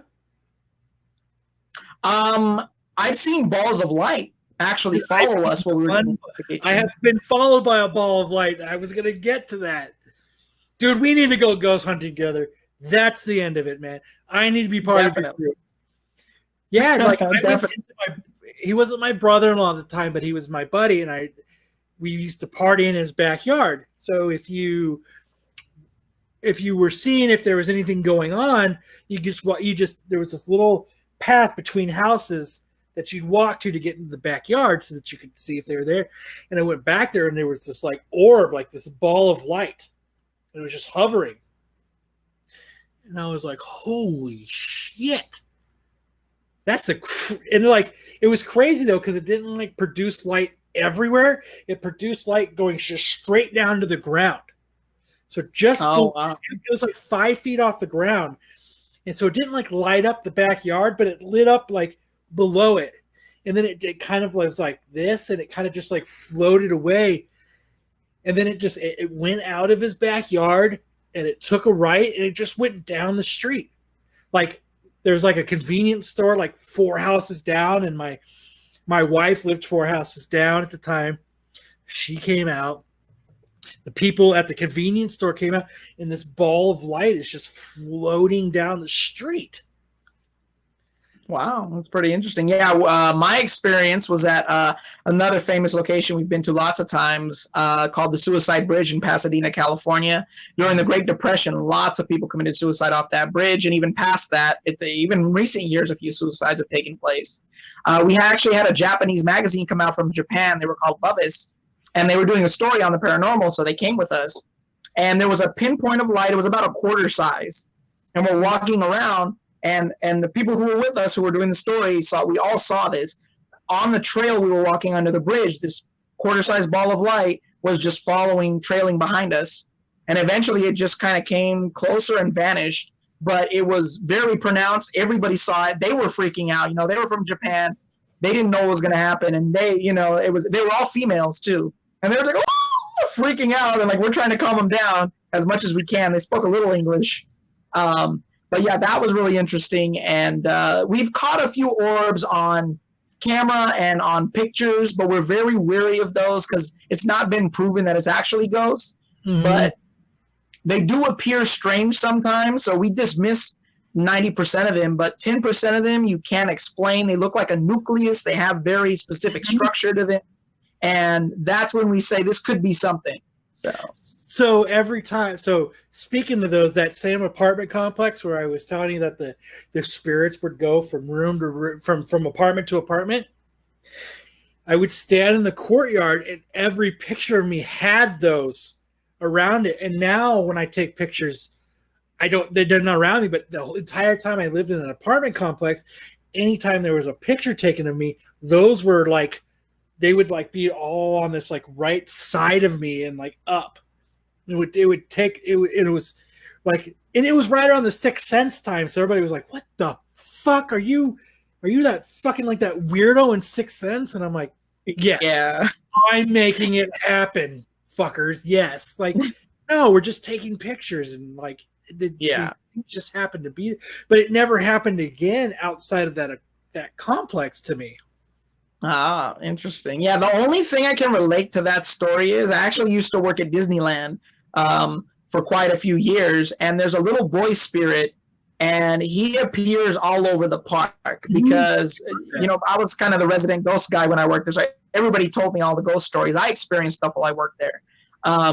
But this little boy, his description was like, oh, we saw him over here at Star Tours. And then, we saw him in Mickey's house. We saw him in Haunted Mansion. So this little boy loves to go around the entire park and appear and mess around with people at different places. So that's the only thing that reminds me of your story of the spirits appearing in different areas. Like this little boy loves to play around and mess with people all over the park. So what's the backstory on that? Like, what do they think that is? Because that's a famous Disneyland story.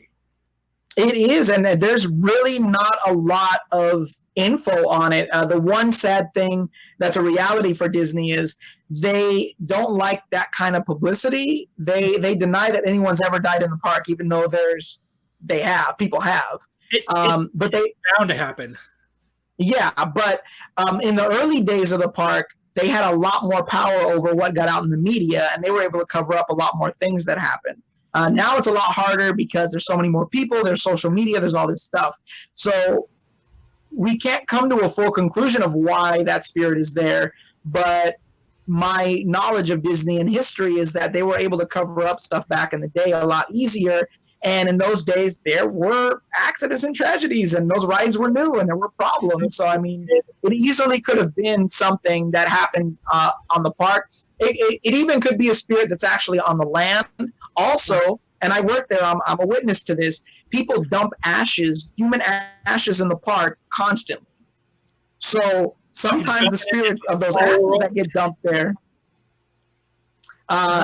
they stay there once the ashes are dumped. So that's one of the theories as to why that little boy's there, because she could put her little boy's ashes in the Haunted Mansion. Disney told her no. She went by herself and ashes in the ride. That's a big health risk thing, so they have to shut the ride down, get special equipment, vacuum the ashes up. Like it's a big thing. And they have to make sure they're all in the ocean and stuff. Like, you can't just you can't stand on the on the beach and dump it into the tide pool or nothing. Like, you have to get permits and go out X amount of miles, and there's a lot of things you have to do.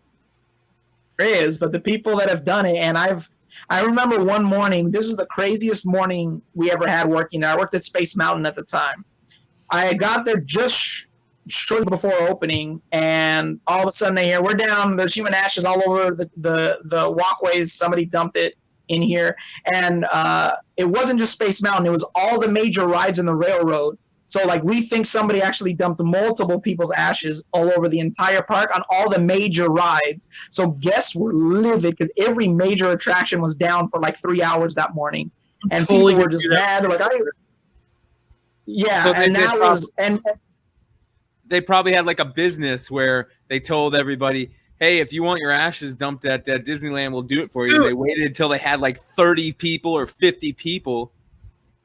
Can you imagine that? Um, Hey, $200, I'll dump your ashes at Disneyland.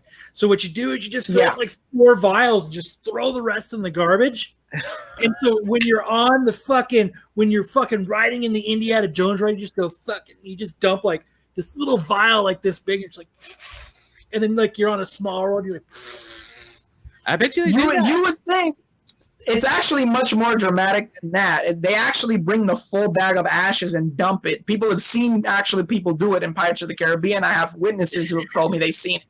So they bring the full, like, however many pounds of the ashes are in the bag and, like, dump it there. We actually suspected that morning that a cast member was trying to make extra money, and he brought it in because the places he got it, only employees could have put it there. Like, a guest wouldn't have been able to reach certain places. So we think the employee was like, pay me $500 and I'll dump your family's ashes here. I've heard that, and maybe you guys already talked to this. By the way, I'm Brian. Nice to meet you, man. Nice to meet you, Brian. Jean-Pierre. I've heard stories, and let me know if you guys have already talked to this about. We already talked about it. About Disney actually being a really tough place to work. no, we haven't. We just started the Disney Okay. talk. It was just like they don't treat their employees very good. For 2 years. It was awful, man. It was. When I first left, I resented them so much. I didn't want to set foot in the park ever again. Like they did a lot. I worked there for 10 years. I had to threaten legal action and the labor board 5 times each while I worked there. That's exactly what I've heard. I've heard that. So they're pretty horrible. Don't you like they bring like I heard I have a buddy who's a chef now, but for one of his internships he had to go work at Disney World, and he was telling me stories about how when you work for Disney, a lot of, or not everybody, but a lot of people, they put up in like apartments and stuff, and it's like 6 people to an apartment with 2 rooms, and it's crazy. Like, and your That's hours called are the Disney College Program. Yes, and that is true. They also take out rent from your paychecks, even though they give you a ton of hours. They take your money out. Yeah, that's definitely. Yeah, they came to my college when I was going to school, and they offered that program. And the first thing I asked them was, "Well, I'm an entertainer. Like, can I get an entertainment?" "Oh, that's not part of the program." I'm like, well, then I can just go work there. I don't need to do an internship with you guys. Yeah. But yeah, no, it definitely is. And then, unfortunately for me, just to be open and honest of why I feel the way I do about Disney, I was actually severely abused by my family growing up.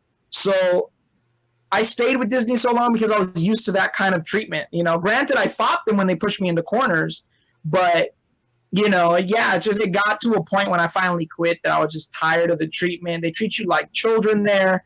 It's just a big game. They don't care about you at all. Like I said, I had to report them or threaten to report them to the labor board and the state, and I brought in attorneys to look at documents they try to force me to sign. So they're pretty bad, and they take as much advantage of their cast members as they can. And to top it off, what you just brought up, Florida's worse. Florida is not regulated like California is. They don't have OSHA, they don't have DOJ. Like, they do a lot of shady stuff. They'll send stuff and spend more money to fix it cheaper in Florida than to spend that actual money and do it regulated here in California. So, there's a lot of stuff that's just shady about the way Disney does their work. Let me ask you something real quick. Were you a Disney fanatic growing up, or is that why you went to Disney, or was it just a thing? Because listen, when you talk about Disney fans, there's a group of Disney fans where it's basically like a cult. I mean, Disney fans get rabid, and I'm not dogging them because that's cool, but Disney fans are like Scientology without having the religion, man. It's crazy. It's true. So I loved certain things about Disney growing up. Like, I love Mickey Mouse. I loved Mickey Mouse. After I worked there, I don't have as much admiration for the company or the characters. But growing up, I loved Mickey Mouse. I'm an impressionist. I do a great Mickey impression. So there's things that I'm connected with Disney. I've never been like a super fanatic, but I went there growing up because I grew up in California, in Long Beach, California. I was far from there. But I wasn't a fanatic to the point where everything I owned was Disney. I have only Disney movies. I'm not to that level. I just enjoyed it as a child and resented it after working there. I got to jump in real quick. I don't want to distract from the main topic, but you threw something in I think we can't just skip past. you do a Mickey impression. Can we get some of that? Oh yeah, of course. So I'll do it in the way I do it with my stand. So funny enough, when I was having some of the worst times working in Disney, I did a whole rap album about Disney. I put out all the dirt. Aired out all the dirty laundry with that album about how they really operate. And one of the tracks I did, I rapped like Mickey Mouse over the "What's the Difference" beat by Dr. Dre. And so I rap like Mickey Mouse. So I'll do a little of that. And I put that in my stand-up comedy as my closer, and I always shut down the comedy clubs with that. I don't have the beat on me right now because I'm holding my phone. But yeah, so I'll do that for you guys. Okay. It's the number one mouse in the house. And if you have any doubt, I'm on your clothes and your mind and your mouth. And you know what I'm rhyming about. Getting dough in the highest amounts. I just get it and bounce. So yeah, you know, the little great, sound. man. Thanks. Oh, I love it. I love it. That's awesome. That's what's up. So do you still tour much for comedy? Do you do the circuit? Do I do what? The circuit. Not recently. COVID obviously has shut down a lot of my opportunities right now. I was doing a lot of acting gigs, movies, TV shows, commercials, and then when COVID hit, like everything got pushed back. It looks like in the fall, some gigs are coming back into production. But stand-up comedy, I actually. What was that? Do you come to Arizona often? I used to. My wife's originally from there. She's actually Navajo from the Navajo Nation. So we used to go quite a bit to visit her family. So every so often we do. Not as much as we used to. So let's hear. Let's hear us. Do you have any stories about haunted comedy clubs? Because I know there's the stories about the Comedy Store being super haunted and all that fun stuff. Have you ever dealt with any spiritual haunting type paranormal shit in comedy clubs? Not actual activity, but I am an empath. I'm sensitive to it. So when I'm in, like when I went to the Comedy Store, I felt it right away. Like it's a pretty strong presence that's in there. But it didn't like mess with me or anything. And it's weird because I'm sensitive to it, they know that. Like I work at the Queen Mary. I think I don't remember if I mentioned that yet. Wow. I think I might have earlier, but I work at the Queen Mary for their Halloween event. I'm one of their main characters for the maze is Samuel the Savage. I do their commercials. I'm on merch, all that kind of stuff. I've always the first year I actually worked, and I worked there, and I grew up in Long Beach, so I went there a lot growing up because I love haunted stuff, obviously. But the first time I worked there, the spirits I felt were like checking me out and getting used to me. So I felt them, and even there was times where I was getting ready to scare someone, and I thought they were coming around the corner, and nobody was there, and I was like, "Oh, it's just the ghosts again. Okay, whatever." But the second year I went back, you could tell like they were used to me already, and I stopped seeing them coming, like walking down the halls and stuff like that, and I was like, "Oh, they're just used to me. Like, yeah, this guy's cool. He's chill. Like, whatever."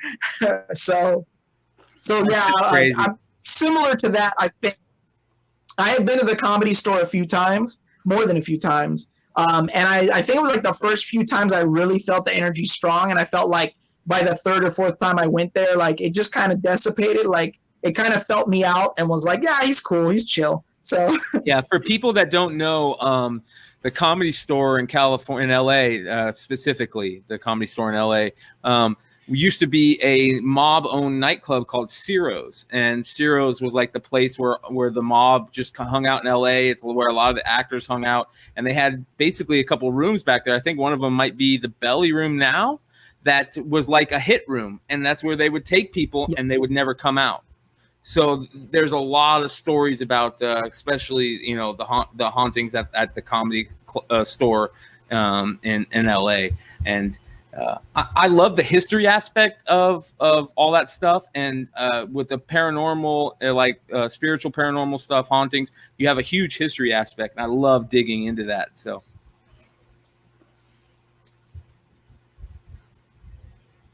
he muted? He might be muted. Yeah, I don't know if he's muted or his audio's not working. I see here. Yeah, we just lost your sound. You might be muted. Figure it out. No, this was so much fun. We'll get it figured out. You might want to. How about now? There we go. Yes, we are back. Cool. I don't know what happened, but I turned it off and on and it worked, so that's good. That's usually how you fix things. Yeah. Turn it off, turn it back on. Yep. Yeah. Tech support 101. That's right. There you go. Did you turn it off? Yeah. The number one question, is it plugged in? It's funny. All right. So is there anything you want to All right, so what was the last topic? to see? Yeah, actually, I released a single today. It should be showing up on Spotify and all platforms. As a rap artist, I have an album coming out in the fall I'm working on. The title's tentative, so I don't really have that set. But the song I released today, I put the lyric video up on my YouTube. It's called How Many. My artist name is MC Pierre. You can check me out at www.mcpierre.com. That's the letter M, the letter C, PIERRE.com. And I have links to all my social media, my music. It's mostly my music, but you can find my comedy, my paranormal stuff on there too. And I have all my stuff on there. So yeah. So what made you discover that you're like that you have this passion for spitting flows? Like seriously, like it's not an easy thing to do. Like No, I'm just laughing at the way you put it. Spitting flows. Spitting flows. Same. but like it's not what I do, so it's not inaccurate. Dropping bars. Yeah, no, definitely. It's kind of dark. I think I kind of might have mentioned it earlier a little bit, but I was severely abused growing up, and I couldn't express myself in the household and by my abusers. So my outlets became comedy and music and entertainment, and like I was able to just like express myself so naturally in those ways. They became my passions. Rap, because I was raised in Long Beach. There was a lot of gang violence, a lot of drugs. I saw a lot of crazy stuff on my block. People getting shot, dead bodies just like left in front yards. Like the cops didn't even cover it up. We're still dealing with whatever was going on. So like I understood rap because I grew up I knew what the rappers were talking about in LA because I grew up in that area. And I think that's what connected me to the music originally. And then when I expanded my knowledge of rap, because growing up on the West Coast, it was only gangster rap, and I understood it, but rapping like that didn't make sense. I don't pretend to be a gangster, nor am I one. So it didn't feel natural to like use that type of, wording in the way I write. So my friends introduced me to a lot of East Coast rap, and it was more conscious and lyrical. hence why you have the Wu-Tang shirt on. Oh, we lost his audio again. Yeah, we lost your audio again. Try it one more time. Oh, this is Wakanda. Yeah, it's I Wakanda. didn't say Yeah. Wu-Tang, Wakanda.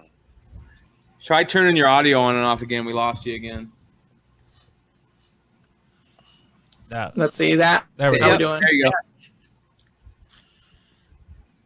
Yeah, it's a Wakanda shirt. My wife knows I like Wu-Tang, and we love Black Panthers, so she found that shirt and got it for me. So yeah, definitely Wu-Tang. I actually early on from 06 to 08, I did a lot of freestyle battles out here in LA. Kind of earned a good name out there, battling a lot of MCs. I got to open up for Killer Priest and a lot of Wu-Tang Clan members, Ghostface Killer, and they liked my music. So I actually started touring whenever Killer Priest came down to the West Coast with him because he really liked me a lot. So I really connected with a lot of those East Coast artists because my style, even though I'm West Coast, is very East Coast, very conscious.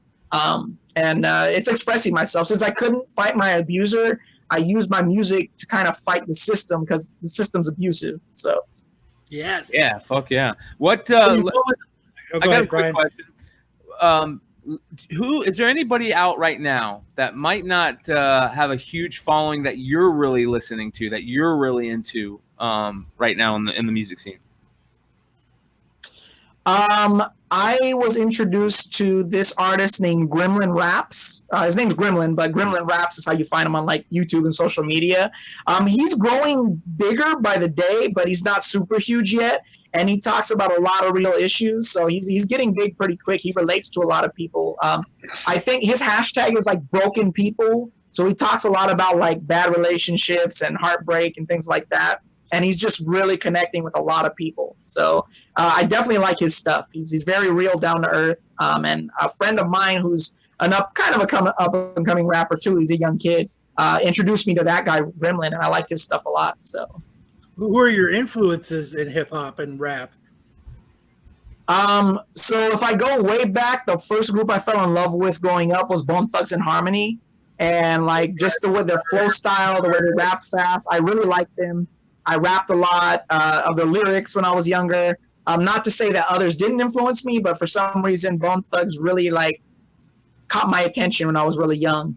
But when I became really into rap and I wanted to do it, my friend introduced me to Immortal Technique. He's from the East Coast, very conscious political rapper. Badass.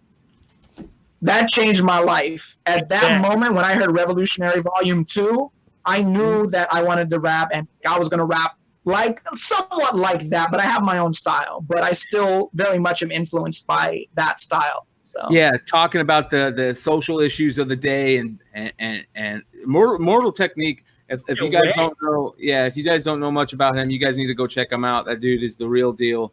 There's a lot of hip hop artists out there that like to make up stories and this and that, but Mortal Technique really sounds like he's doing it for a reason and not just to get big and make money and stuff like that. So real quick, somebody in the chat asked, have you ever been to Gettysburg to do any haunting investigations?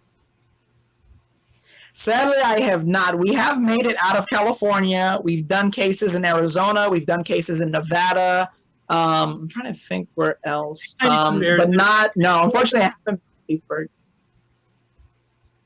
Go again, Cal? I said, next time you're in Arizona doing a case, please call us. Yeah, reach out. Oh, yeah, definitely. I'd love to like have a GoPro on.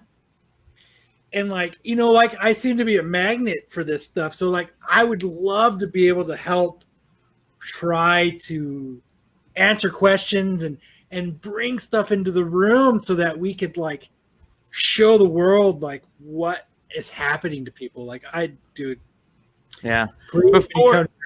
Oh yeah, no, that would definitely be great. So if I do, for sure, we'll definitely stay in touch and see if we'll make it out there and get together.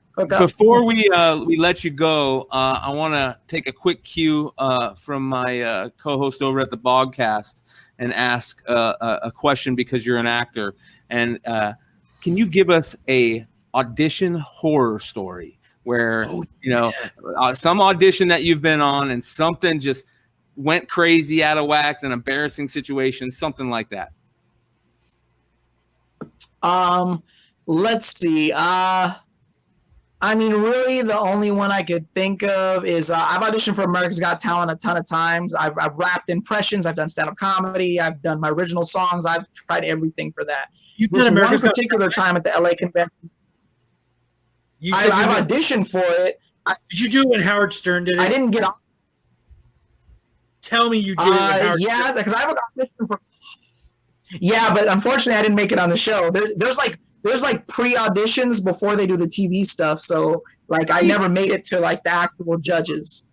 What they don't make it look like that on TV. They make it look like everybody gets in front of the 4 judges. Like you have that opportunity for golden fucking buzzer. They're a bunch of fucking liars. You want to know the reality of that, though? Yeah. They actually, 90% of the acts, they actually select and find that are kind of up-and-comers to boost them. If you're lucky, only on a good season, 10% of the people who actually just audition make it. But I researched most of the acts, and they were famous in the small towns they came from. So they actually go out and travel the country and find these acts before they even audition. I am a huge America's Got Talent. And I'm not. Wow. Shit on it for me, which is cool because that's shitty that they do that because they make it look like these people come from around the world and they go to this place to audition and they look to know that they're actually planting what we're seeing is like I guess it's just like everything else that we get to watch in the media. Yeah.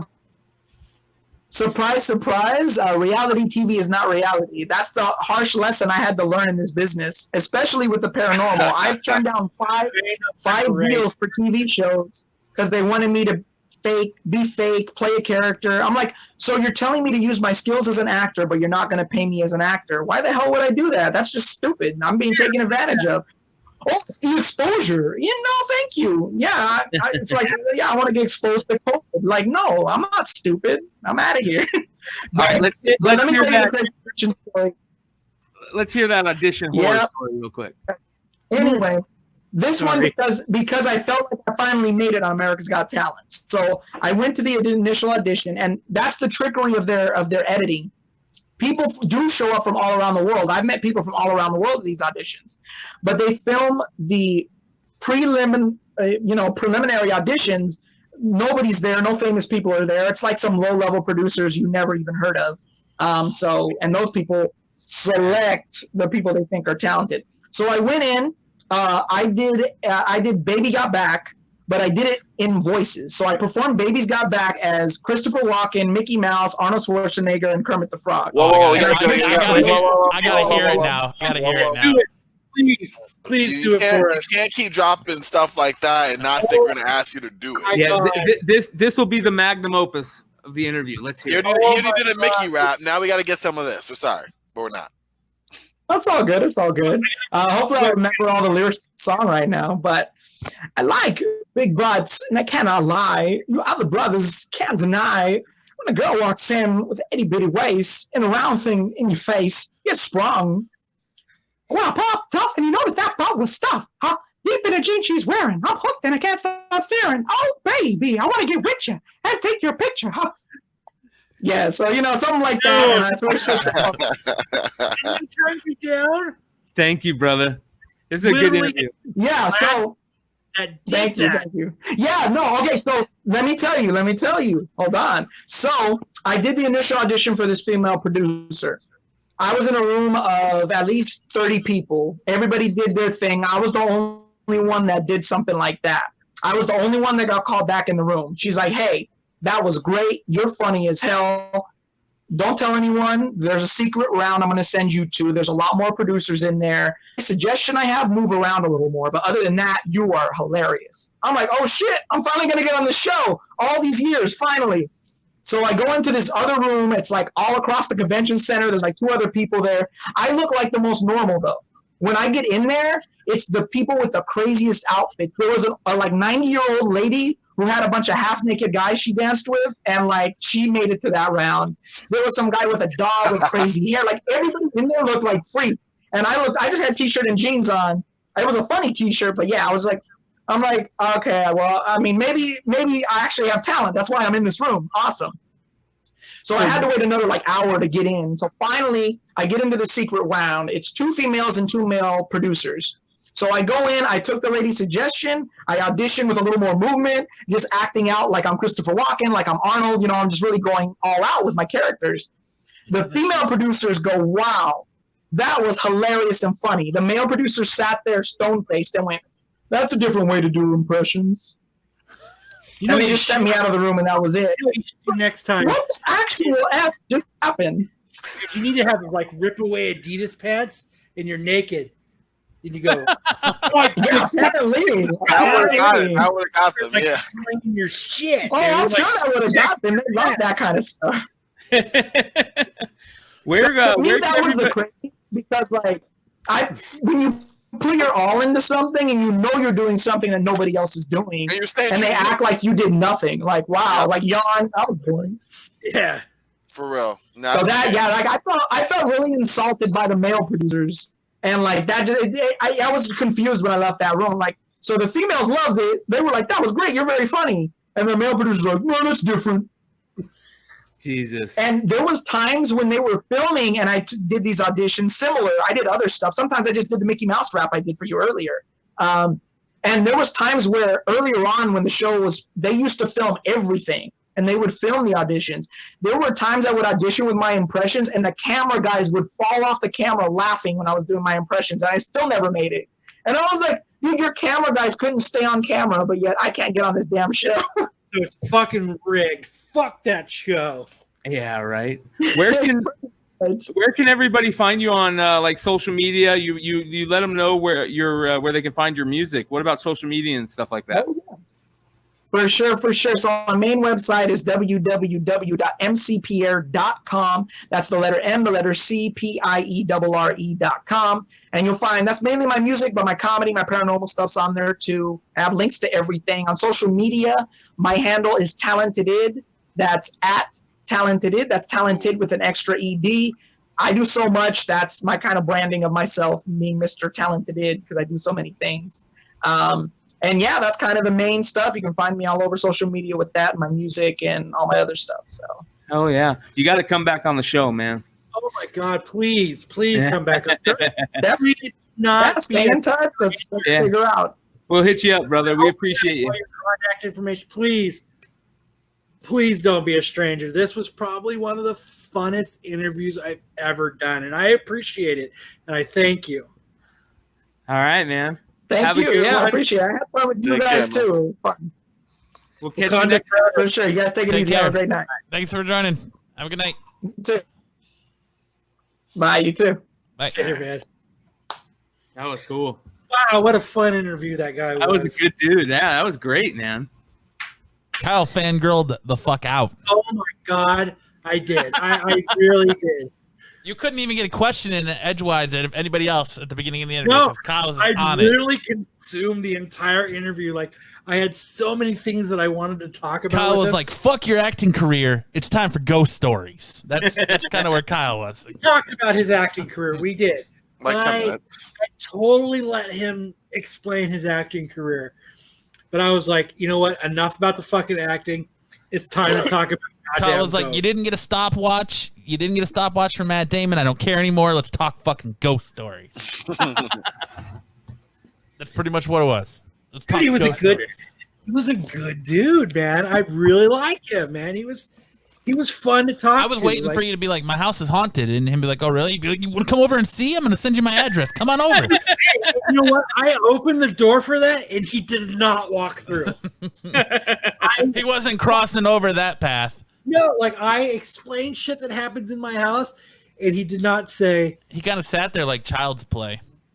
I would love to come and ghost hit your. You know what? You're fucking on.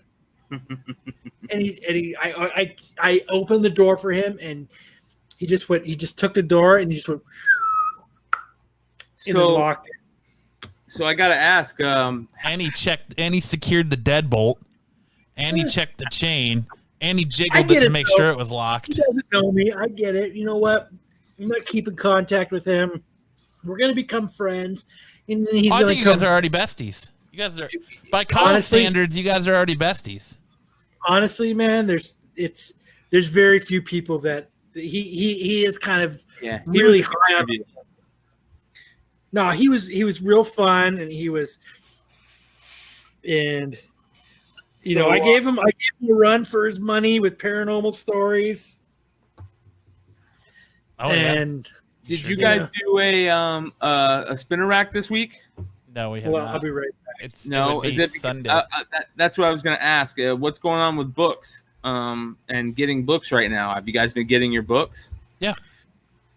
Yeah, I mean, I have to pick up mine. I've been a little out of it for a minute, so I'm going to grab mine. But right now, it's the Batman titles. I was supposed to spend this week off, like, revamping my pull list of, like, new stuff I wanted to get to kind of stack it up. Have not gotten to that, unfortunately, but I'm going to. But obviously, the Batman and detectives are, like, musts. And then after that, I'm kind of what the wind takes me. They're kicking off the Joker War. That's getting ready to start. I'll be on that. They just announced today that they're scrapping all 5G, pretty much. Yeah. So there's no more Luke Fox becoming Batman. They're going to continue on, and Tynion's going to write till issue 101, and then he's off the book. They haven't announced a new creative team yet. I'm sure you're going to get that at their DC Fan Expo or whatever they're going to do instead of going to Comic-Con. But that's pretty much it. There hasn't been much in the way. Yeah.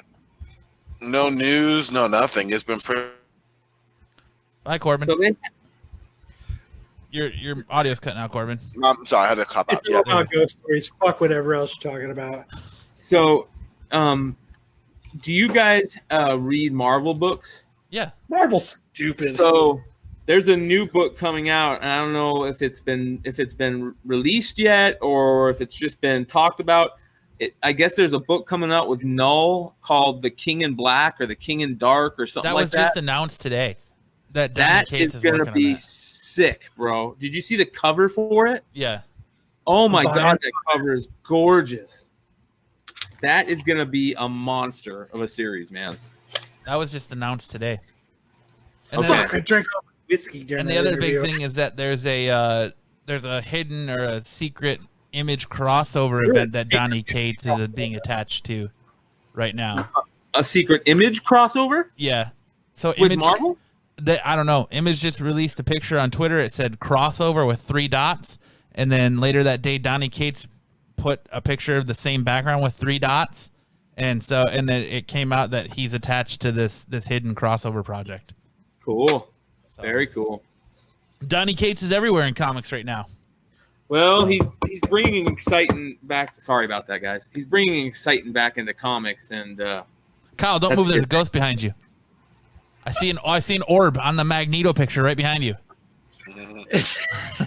Dude, when I seen that orb in my There's an brother-in-law's backyard, dude, it was wild, dude. And it wasn't like quarter size like Jean-Pierre was talking about. This thing was probably like the size of a basketball.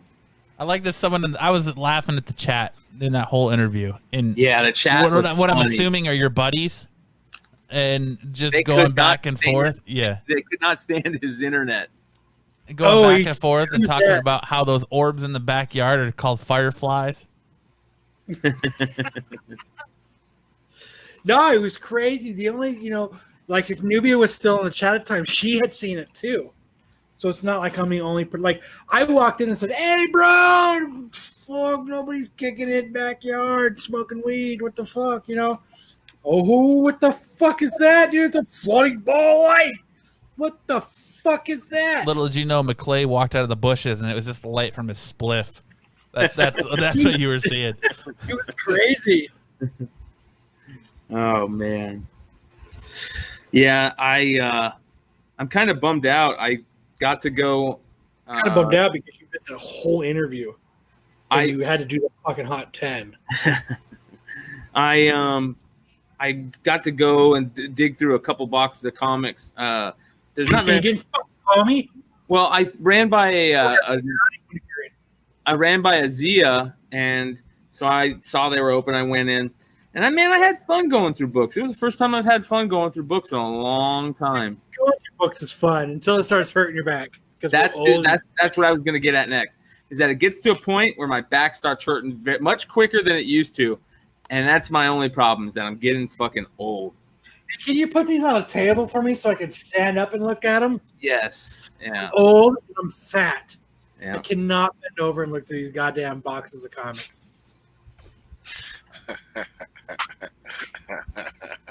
That's when you need to come up with a little device that you wheel with you, and it slides under the box, and then it like scissor lifts up to your level, so you can just go through it and then put it down and back. Just put it on the goddamn table for me, Zias. You got to get someone like Corban, who's young and spry, that can just jump up and down and go through boxes. Hey, for you. Corbin, I'm looking for these books. On it. No, but yeah. And then he'll do what he did to me at Brian's and be like, "Ooh, that's mine. Ooh, I'm taking that," and he's gonna sort of snack them all up. Listen, he has some bangers, man. I started to give him I did do that. I shamelessly did it too. I feel bad though, a little bit. I wish I could go into. I wish there was a. You know what I wish for all the store owners that might be watching tonight or that are going to watch this show in the Phoenix Valley.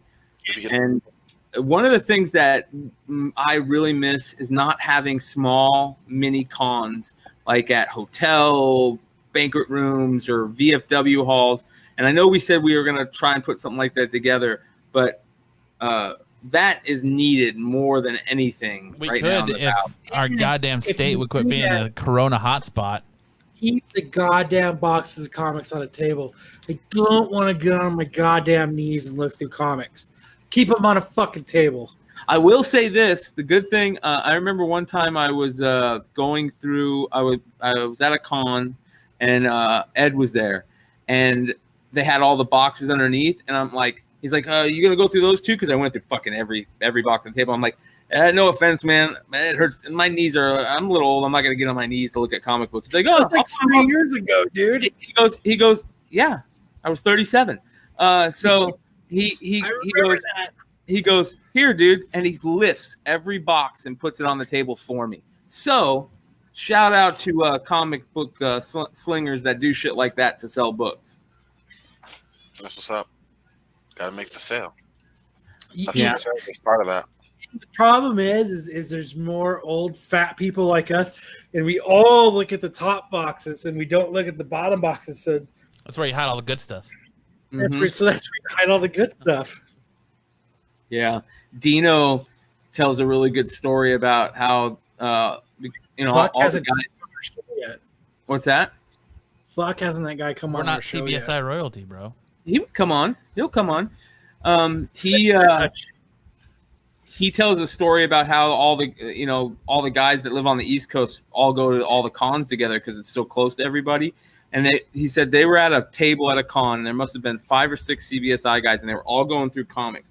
And he just sat there and waited for a little bit, and they spread and walked away. And he walked up to the boxes underneath, and he pulled like He-Man, Skeletor, Dave Wilkins variant. Like all these $500 books, and a fucking pack of hyenas just got done going through it, but they wouldn't go through the books on the bottom because it's a pain in the ass. We're fat and we're old. And we're lazy. Hey, bang, bang, bang. Honestly, like from construction for so long, my knees are so thrashed. It's hard for me to get down there to look through books. First world comic problems. It really is. I'm about to say, all I hear are excuses right now. Isn't that why you had kids? Hey, boy, pick that up. Yeah, Put it on the table. You're right. If I could only get hit, like since that one time he wasn't feeling good. I remember that. Yeah. He's never wanted to go comic hunting with me again. Like that incident has like burned in his brain, and he forever will not do anything related to that ever again. And I feel so bad because it wasn't intentional. Well, you know what you should tell him is that the people that were there, it wasn't a big deal to him. Like I don't even think about that ever. I've never even thought about that. What you do is you go the Billy Madison route, and you go, you ain't cool unless you throw up while you're searching through comics. All right. I mean, like I took him outside. He sat in the car. Then you pay Corban $10 to throw up because he sat in the car. But I mean, we cleaned it all up and stuff, and it wasn't his fault. He didn't feel that good, and his stomach was upset. But I can't get him to do stuff like that anymore since then. Like he's like, you know what? It's all right because he found Fortnite. You go, Corban, I've got this Brightest Day hardcover. It's a little dirty. If you pretend to throw up, oh my gosh, we have an emergency. Can we make a new offer? Yeah, you have me. Oh, that sucks. Yeah, they're funny. Shit, he was like, what was he? He was like 8 or 9 when that happened. He was a little kid when that happened. No way, really? How long ago was that? 6 years? How old is he now? He's 16. Wow. So 6 years ago would be 10? So yeah, he was 9 or 10 when that happened. Damn, it doesn't feel like that long ago. I mean, it just, you know what? He had that fucking Starbucks Frappuccino, man, and it just didn't agree with him. I think, you know what? We had some funky food, like some pizza the night before. I think our wings were funky because like my stomach was upset as well. Oh. And I should have off to a bad start. Yeah, and I think, and the only thing he had was like this Frappuccino, and like I was like, I'll get you a Frappuccino. Then after we're done comic hunting for hours on end, digging through boxes at like, you know, this is like 7 a.m. At like 2:00 in the afternoon, I'll get you lunch. You know what I mean? Yeah, y'all do that a lot. I see. I'm like, do y'all eat? Like breakfast is still a thing. Mm-hmm. I mean, you know, and then afterwards lunch, I hunt like everyone else, but we start eating lunch around 2. I'm like, I feel like I'm the person saying, "Hey, y'all want to eat?" And it was like, it was hot in there that day. Remember, it was real warm in there. It's been like what we do during the crowd. Yeah, just a hot place, I guess. I wasn't there 6 years ago, but. No, you were busy doing a basketball podcast. 6 years ago? Yeah, you were done. No, I was still in dunking on fools with Corbin Ford. Dunking on motherfuckers. Actually, I was just getting out of high school. I'm hitting that fucking 3-point. Yeah. Way to make y'all feel old. I was a fresh newborn 18-year-old. The alley oop with Corbin Ford. Do you guys want to see the Hot 10 list real quick? Yeah, let's go. Break down Hot 10. Let's get it. Second breakfast. Second breakfast.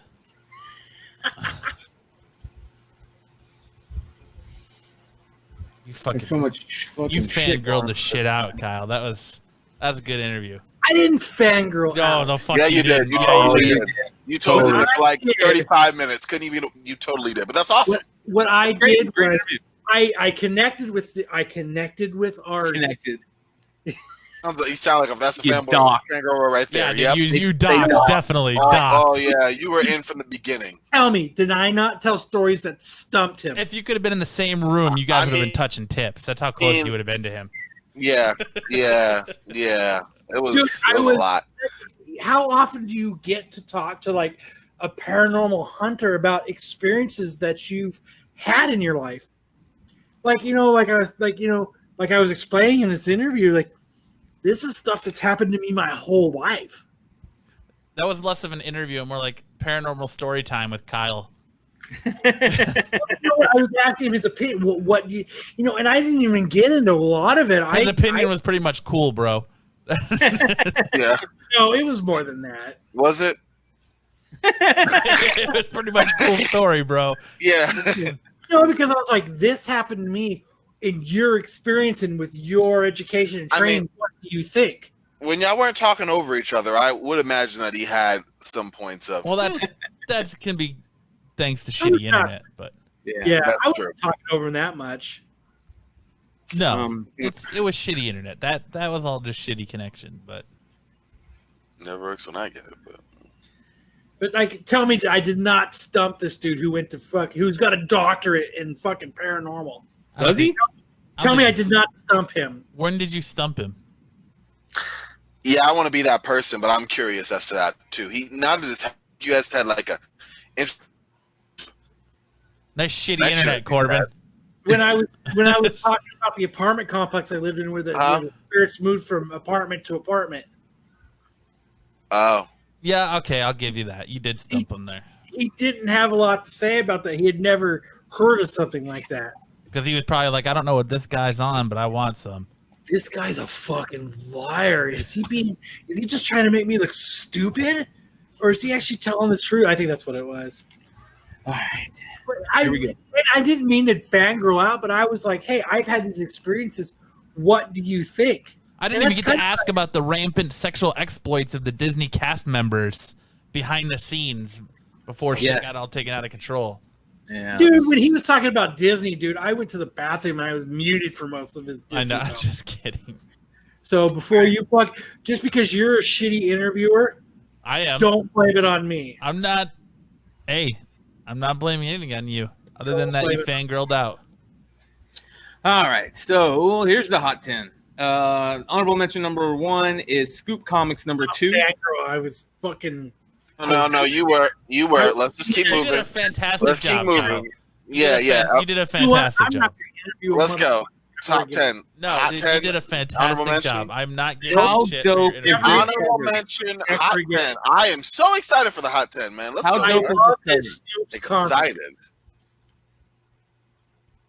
And the dead air. You're How all dope talking is over the each other in the cover? dead air. I mean, this is just cover is just amazing. It is pretty sick. It's really good. My bottle of whiskey. I know it's just a good cover. That is really sick. All right, Wow. so Scoop Comics number 2, Loch Ness Monster getting punched in the fucking mouth by Franz Ferdinand there, and I like it. Lots of color, lots of beautiful color. Very cool book. Really cool stylized art. This book, listen to this: a CBCS 2.0 with a detached cover and a detached centerfold. Sold this week for $3,100. Holy shit! A book that is half But I'm probably just missing. fangirling out. So Oh my A book God. that's half missing. Holy shit, that's crazy. So $3,100. That's but whatever. Comics are crazy right now. This is a book that I think everybody should pay attention to. This is honorable mention number 2. Everglade Angels number 1. How dope is this cover? It's the VHS variant, so it looks like an old school VHS. I love the little horror sticker. You remember going to You remember going to VHS rental places and they had little stickers on everything? I sure do. Yeah. This is not many people know where this book comes from, to be honest. It sounds like it was part of like a Kickstarter or an Indiegogo. And copies are like already hitting 100, 150 or something like that raw. But here's the crazy thing. And we didn't really talk about this in the Hot 10, but Scott Lobdell and Upchurch both in the past couple months have been hit by the quote unquote cancel culture movement. So it'd be interesting to see what happens with that when people find out about it. But this is a beautiful cover, and supposedly the story's really good. It's like something that people are saying that is bound for TV. But beautiful, beautiful book. Oh, wrong one. Oh, whoa. We saw number 2. You did. Let me go ahead and do this. Amateur. I know. I'm like you would think that I was Going out, sorry. What's that? Steve's about hurt, man. It's all what in the world. You would think that I was a professional podcaster or something here. So Hey, we all screwed up. Look at the interview I just helped with. You didn't All right. screw up the interview. You did a great job. All right, number 10. I like this cover. Come on, Everybody, tell us everybody, about give it. fucking Kyle a round of applause for the job he did in his Shut interview. Fuck up, man. Yeah, there he is. Brian, top 10. He's given a. No, I just want to keep. I will never interview anybody ever Oh my again. And I'll never do another fucking basketball podcast because all I want to do is make fun of it. So let's All keep right, moving. number all right? 10. number 10 is Sonic the Hedgehog, the 2020 Tracy Yardley 1 in 10 variant, and this comes from the Sonic the Hedgehog annual. And this is a surprise that multiple copies are selling for like 40, 50, $100.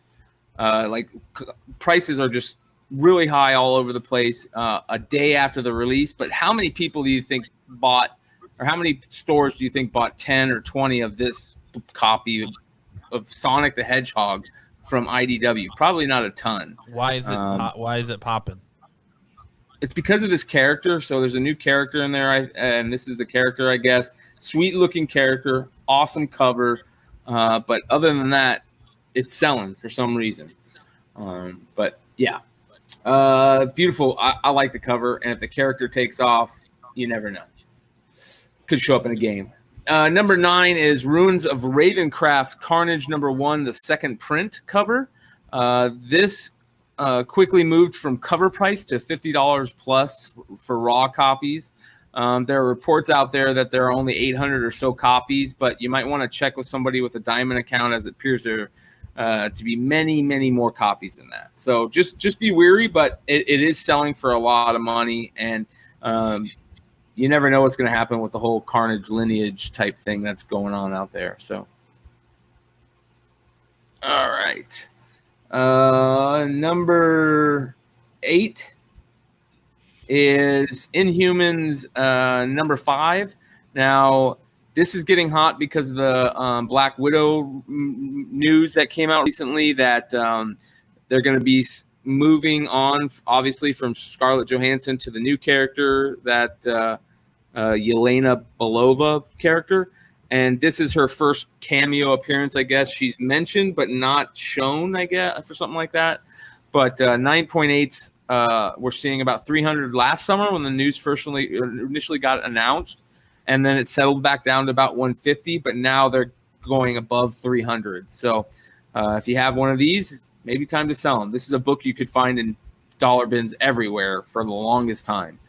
So I really think Turkish Dark Maul. I bought one of those Turkish Darth Maul. Darth Maul. I couldn't think. This is how drunk I was last week on the drunken milk talk conversation. I also bought that Excalibur's run for like the first few books. that Turkish variant's a great buy. I really think so. And the guy, he's a really nice guy. really nice guy. Yeah, really nice guy. I apologize, but it's going to take this long, and I hope it gets there. Please let me know. He was really nice about it. Yeah, I love sellers like that, especially when it's something from overseas and they contact you. Yeah. But this next one was on there last week in the same exact spot, and that's Amazing Spider-Man number 4 from the 2014 run, the Humberto Ramos 1 in 10 variant. Of course, first appearance of Silk. 9.8 copies are continuing to sell for a lot. They're hitting mid 600s, so it's continuing to go up in price.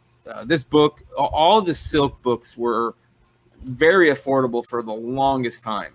And a lot of people were saying, how are these still so cheap? You know, she should be up there with Spider-Gwen and Miles and this and that. Well, that's happening now. So be ready if you have some of these books. Number 6 is Thor, number 5, the 1 in 25 Ribic variant. Now, we talked about this last week about this, being very similar to the Raphael Albuquerque Thanos 13 book, where it's got a great story. People are loving the story. The variant came out of nowhere. There's a big quote unquote first appearance in it and all that type of stuff.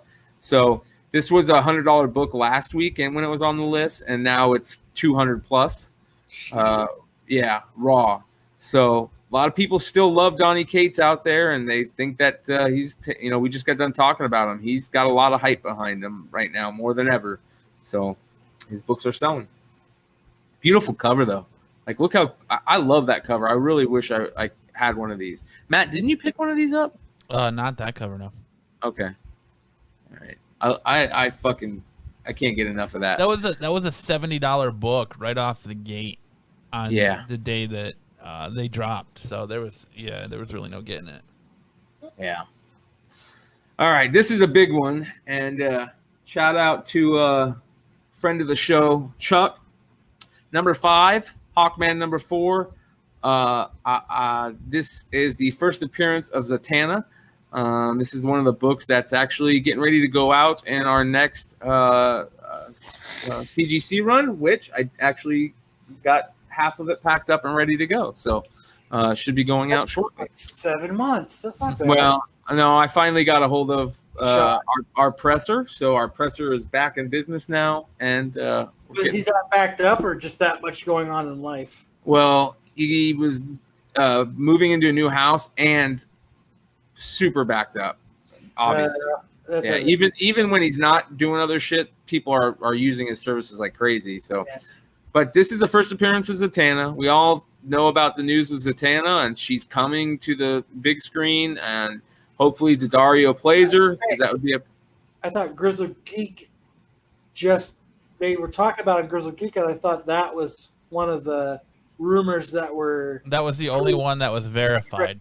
Is that what it is? Yeah, that was the only rumor that was verified. Yeah. All right, I got you. Fine. Yeah. Plus, Gail Simone also got asked about it, and she made a comment in Twitter. I guess a fan or somebody asked her about it, and she shot back with the winking emoji, like, "Yeah, it's coming." And a lot of people think she'll be shown first in Justice League Dark, and then like a winky emoji. But again, this book is crazy, and if it had Zatanna on the cover, it would be super crazy. This is a big Silver Age key, but if it had Zatanna on the cover, because she doesn't get a cover appearance until like her 3rd or 4th comic book appearance. Mm-hmm. So if she was on this book, it would be ridiculous. CGC copies a CGC 8 recently sold for about $1,500. So hopefully the one that Chuck has comes back high grade and nice little chunk of change. Number 4 this week, Venom number 3, of course, Donny Cates again, first appearance in Null. Real quick, 9.8s are pushing 400 plus, and the third print variants are hitting 500, and the 1 in 25s are in the mid 600s. So I need to sell mine. Yeah, get it graded, man. Get it graded and sell it. Do you have it graded already? No, but I think I'm gonna get it graded. But I think I'm gonna sell the run with it. Like, I have all the Venoms from 1 until now. I would sell them. Number 3 this week is not that one. Venom again.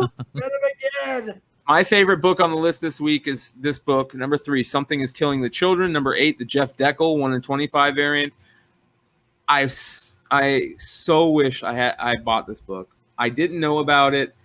It's one of the this probably is going to be one of my picks for cover of the year. It is fucking gorgeous. It's a number 8. It's not a number 1, so that's kind of crazy. Hopefully, I can find one of these and pick it up for not too much, because this is one of those books that like I got to get this covered. Too late. It's number 3 in the hot 10. It's already doubled in price. I know, that's the problem. But you ready for how much these are selling for? Huh. 100 to 150. So now it's a $300 book. All right. So, yeah.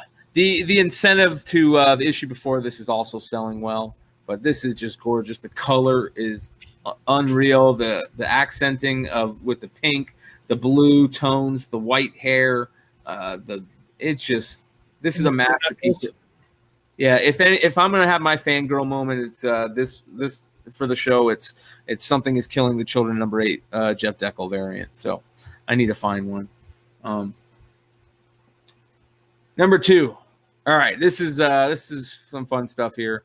This is the Hawkeye run from Aha and Fraction.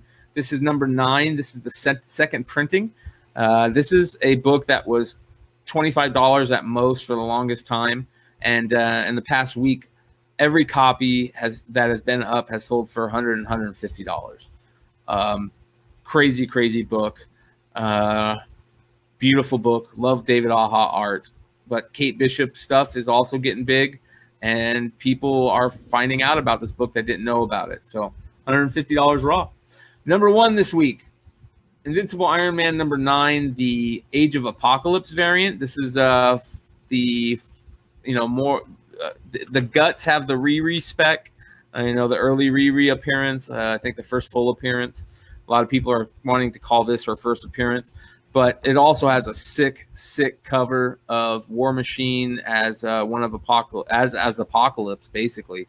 And this is another cover I wish I owned, or another book I wish I owned. I do not own it. I'm a huge Apocalypse fan, but I would love to own this this comic. That's pretty sick. That being said, that is the list this week. There we go. I'm surprised. I don't know if anyone else is shocked. Oh, I'm always shocked. No Miles. Yeah, there was Venom 3. Oh, okay. He's on the cover. Yeah. Yeah, but is that why that book is hot? No, that's not why it's hot, but it's Miles. Yeah. I mean, it's partially, but not the main reason. But you're right. No big Miles books, but that doesn't mean that he's still not hot. No Ultimate Fallout. No. I think Ultimate Fallout is starting to settle back down. I think it'll be in the $600 to $800 range for 9.8. I think that Did you see that a newsstand variant of Ultimate Fallout 4, a newsstand 9.8 sold for like $8,000? That's insane. Almost $9,000, I think. Those, the hip hop variants are still around the $200 range, but the other Miles books have kind of fallen back down too. Yeah, and that's normal. That's what happens. Well, it's just because the market was flooded. Yeah. Now, so the market levels out once it's saturated. Yeah. Right? Yep. You're 100% right. Might be fangirling out, but you're not fangirling out. You did a fantastic job in the interview, Kyle. Pass. Hard pass. No, there's no hard pass. You did great. I've just never seen you went into it saying I'm excited to do this, and you definitely showed your excitement, and I think he reciprocated that excitement. So when we have the psychic on, I'm not going to be as excited now. Yes, you will. You'll be even more excited when you're asking him for a psychic. I'm going to be reading. like this the whole time. Yeah, right. So you guys want to see the new Bogcast commercial? Yes, always. Get a little bit of So Keith's girlfriend painted that picture. I don't know if you've seen it on Facebook. The Vincent Price one? I swear to God, I thought that was an ad. She's great, right? Until I saw it was Keith. This is my beautiful girlfriend. I thought that was an ad for like one of those weird Facebook ads to like buy something. I really thought that's what it was. Yeah, I could. So for those of you that have ever taken one of those or went to one of those things, the wine and paint things, where you know if you're not don't know how to paint and they give you some wine and you learn how to paint. So that's what she did. Yeah, she did that one time with a friend. She had never painted in her life, and they're like, "Well, what do you want to paint?" She's like, "Oh, I'll paint I got a new dog. I'll paint my dog." So she painted their dog, and it came out perfect. And somebody saw it and went, Can you do that for me? I want to buy one." And so now she makes half of her living, if not more, painting pictures for people, dogs, movie stars, all this crazy stuff. So it's kind of funny that she figured that out when she went to go drink and paint, you know? Like maybe did like Vincent van Gogh or something like that. Like, yeah. Like, and it was like her rendition of, you know, this is the, you know, the famous painting. Now here's the color palettes. Do your rendition of it. Yeah. So my plan is I'm gonna work. I haven't told Matt this yet, but I want to you guys this yet. I want to work with you guys and try and come together, figure out a commercial, not as long as the podcast one I made, but a commercial that I can play for Absolute Geek that I can play on all the other channels. So, but I just started learning how to play with these programs. But let me go ahead and share my screen, and I'll show you. All right, this one's a little long, but we can make the Absolute Geek one shorter or just as long. But all right, here we go. Wait, hold on. Let me do this again, Matt. I forgot to share audio. All right. Okay.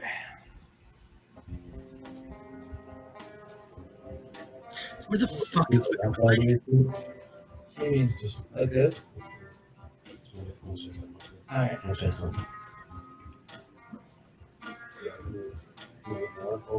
No.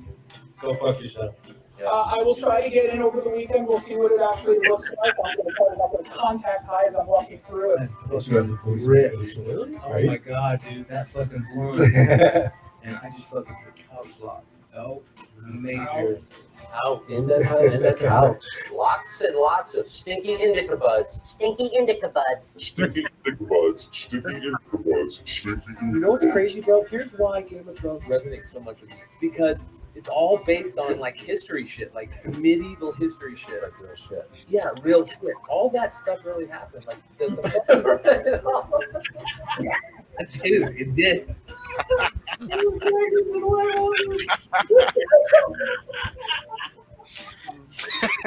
I tried so hard to make it sound so real. I know. Yeah, your whole fucking butthole and everything. There's like a little Lego man up there. Fucking little army toy. Like the green one. Whoops. God damn it. That's what I think on the podcast today. Well, we had Oh no. It used to be the mason jar. Sacto was an incredibly fertile creative place at that time. We would play these shows at the Cattle Club and pack it out, 500 kids, whatever. And there were just these amazing shows happening, but it was all in this tiny little room. And yeah, you got fucking Nirvana and Awesome. and Rage and Pearl Jam and Alice in Chains. Weed was normal. We had it hanging in the attic when it was drying after harvest. My mom, if you burned yourself, you put the salve, mommy's little magic salve on it. Or if your tummy was upset, you took one of mommy's magic little pills. And, I mean, it was normal. How do you deal with your kids with it? My kids don't even want to touch it because to them it's normal. Well, Isn't that amazing how that works? They've all been through the raid, so that gave them the shitty taste in their mouth right away. But now they're so defensive. I think I'm going to shorten this part. This little part might be a little too long. Yeah. None of my kids smoke. 2 of them have their card because they want it, just in case they ever need it. Yeah. If they want to get a job or if they want to go, they don't use. Neither one of them smoke. They don't. It's hilarious now. Like all their friends come over and like, man, your mom and dad smoke on a pot. They do. You talk a lot about like how other countries, have legalized or decriminalized a long time ago. Yes, they do. Their hard drug rates go down, and the use of it goes down. Shadows. It's not that forbidden fruit. Sure. That's what I say too. That's that indica buds. That couch lock, bro. Like, let's burn one of those. Smell that shit before. I don't want to smoke it for. I don't Wet shorts. I think it's really about that education and teaching them. Like, obviously, I didn't want to kiss the bed, of course. Yeah, I need to shorten Nobody this. wants them to live that way. Sativas for pussies until you got to go pee-pee and you can't get up, huh, Brian? You just let it go. No, that has nothing to do with the cannabis. That's just laziness. I can't get up. Try to help. At the end Okay, I'm done. That's just old age. Negative side, the rain, the courts, and prisons, but they also fall. Can't bend over to dig the comic boxes, and I wet myself. I wet myself in podcasts. The hospitals will give me, and what they'll stick to me. So why wouldn't they? Yeah, you really need to shorten this down. Yeah. Yeah. Everyone. Yeah. This part is just this part. Yeah, because I zoned out. Yeah. Yeah. You should have that dude fucking singing. That was bad. And Oh. like and like an Or hour. that dude playing guitar and him singing. Oh shit! What was it? What was that line from his song that you like so much, Kyle? Now like they both kick it at the same time. The BJ, but not the kind of BJ you're thinking of, but the kind of BJ you're thinking of. How that went. Pipe, laying pipe. Or laying pipe, that's right. I just felt like so elevated, you know, just right away. Like I just felt like in a video game, if you could feel the impact of like when your player picks up a bunch of lives, like one of those mega like live power ups, like That was loud. That was super loud. Yeah. I'll fix that. That's it. Very nice. All right. Yeah. I like the taste of it. I feel like I got a taste of the pod. Yeah, that should definitely Yeah. be your the video that plays when you enter your YouTube page. Yeah. That's my plan. But I also want to make little short ones, like 5 3-second ones to play on every show I'm on for the That's a lot of shows that I'm part bro. of. That's a lot of shows. Well, yeah, it is. Fucking A. Yeah, I got no rebuttal, so I'm just gonna go with yeah. Fucking A. Hell yeah. Right, it is. A lot of shows. Hell yeah! So, Done. Rob Liefeld's new Steak Eyes book's coming out. Did you guys see how many exclusive covers are coming out with it? Nobody gives a shit about Rob Liefeld. I Not don't give anymore. a fuck. There's 40 covers coming out. 36 Snake Eye exclusive covers. And they're all Rob Liefeld. That's the shitty part. Are they all Rob Liefeld? I don't think they're Well, all that's what I'm guessing. Is that what I'm hearing? If he's so narcissistic, I would have. right. Well, didn't you just say like Rob Liefeld? No, so it's his Snake Eyes run, Oh, but it's got I never want to get see his 36 guy. It's 36 exclusive variant covers. wow. Fuck off, Rob Liefeld. Yeah. Even though I'm a huge G.I. Joe fan, I'll probably end up buying a couple covers. Oh, of course, there's going to be a couple cool covers. He did block us, Nubia. We are blocked by Liefeld. What? We are blocked by Liefeld. He did what, Nubia? He blocked us. She just asked in the chat, didn't he block you? Mm. Oh, she did. Mm. I was Wow. talking to her. I know her, so You do fuck know off her. her. Yeah. Box my life. She's a waitress that you tried to pick up and take home. She's a cool chick. She fucking gets it. Kyle, tell us what you think about Chilling Adventures of Sabrina being canceled. I think it's bullshit. You liked that show, huh? I did. I liked it a lot. That was a big show for a long time. Why are they canceling it? Well, Because Netflix blows and they cancel everything. That's why. We're Netflix. You like it? We're gonna cancel. I'm surprised they didn't cancel fucking Stranger Things. They canceled that. They are. It's the fucking- last season. This is the last They season. canceled that cool show with Christina Applegate, Yep. where and that was a cool show. You don't get And they're- you don't get past a 5-order show at Netflix. Season 5, it's donezo. Dude, I don't know. I would like to sit in their meeting to see what makes them cancel shit, because like Sabrina, it was like, you know what? The second season, it lagged a little bit. You could tell that it was a little rushed, but overall, it was a good season. Season 1 was a good season. Like, I don't understand why, if you find a good thing, why cancel it? I don't understand. Like, oh, we only want to do really cheap documentaries. Well, you know what? People don't want to fucking watch a couple documentaries are here, you know, once in a while. Tiger King, Gold documentary. There's a couple cool ones, but you know what? The Last Dance. Documentary after documentary. That's not what we want on Netflix. We don't want all the fucking CW shows. We want cool programming. And like you make these cool shows and then you go, you know what? We're going to keep renewing 13 Reasons Why. Fuck off Netflix. You need to listen to your audience and see what they're saying. Like, Netflix is like, fuck you. We don't care. We're just going to do whatever we want. And they need to listen to their audience. So devil's advocate here.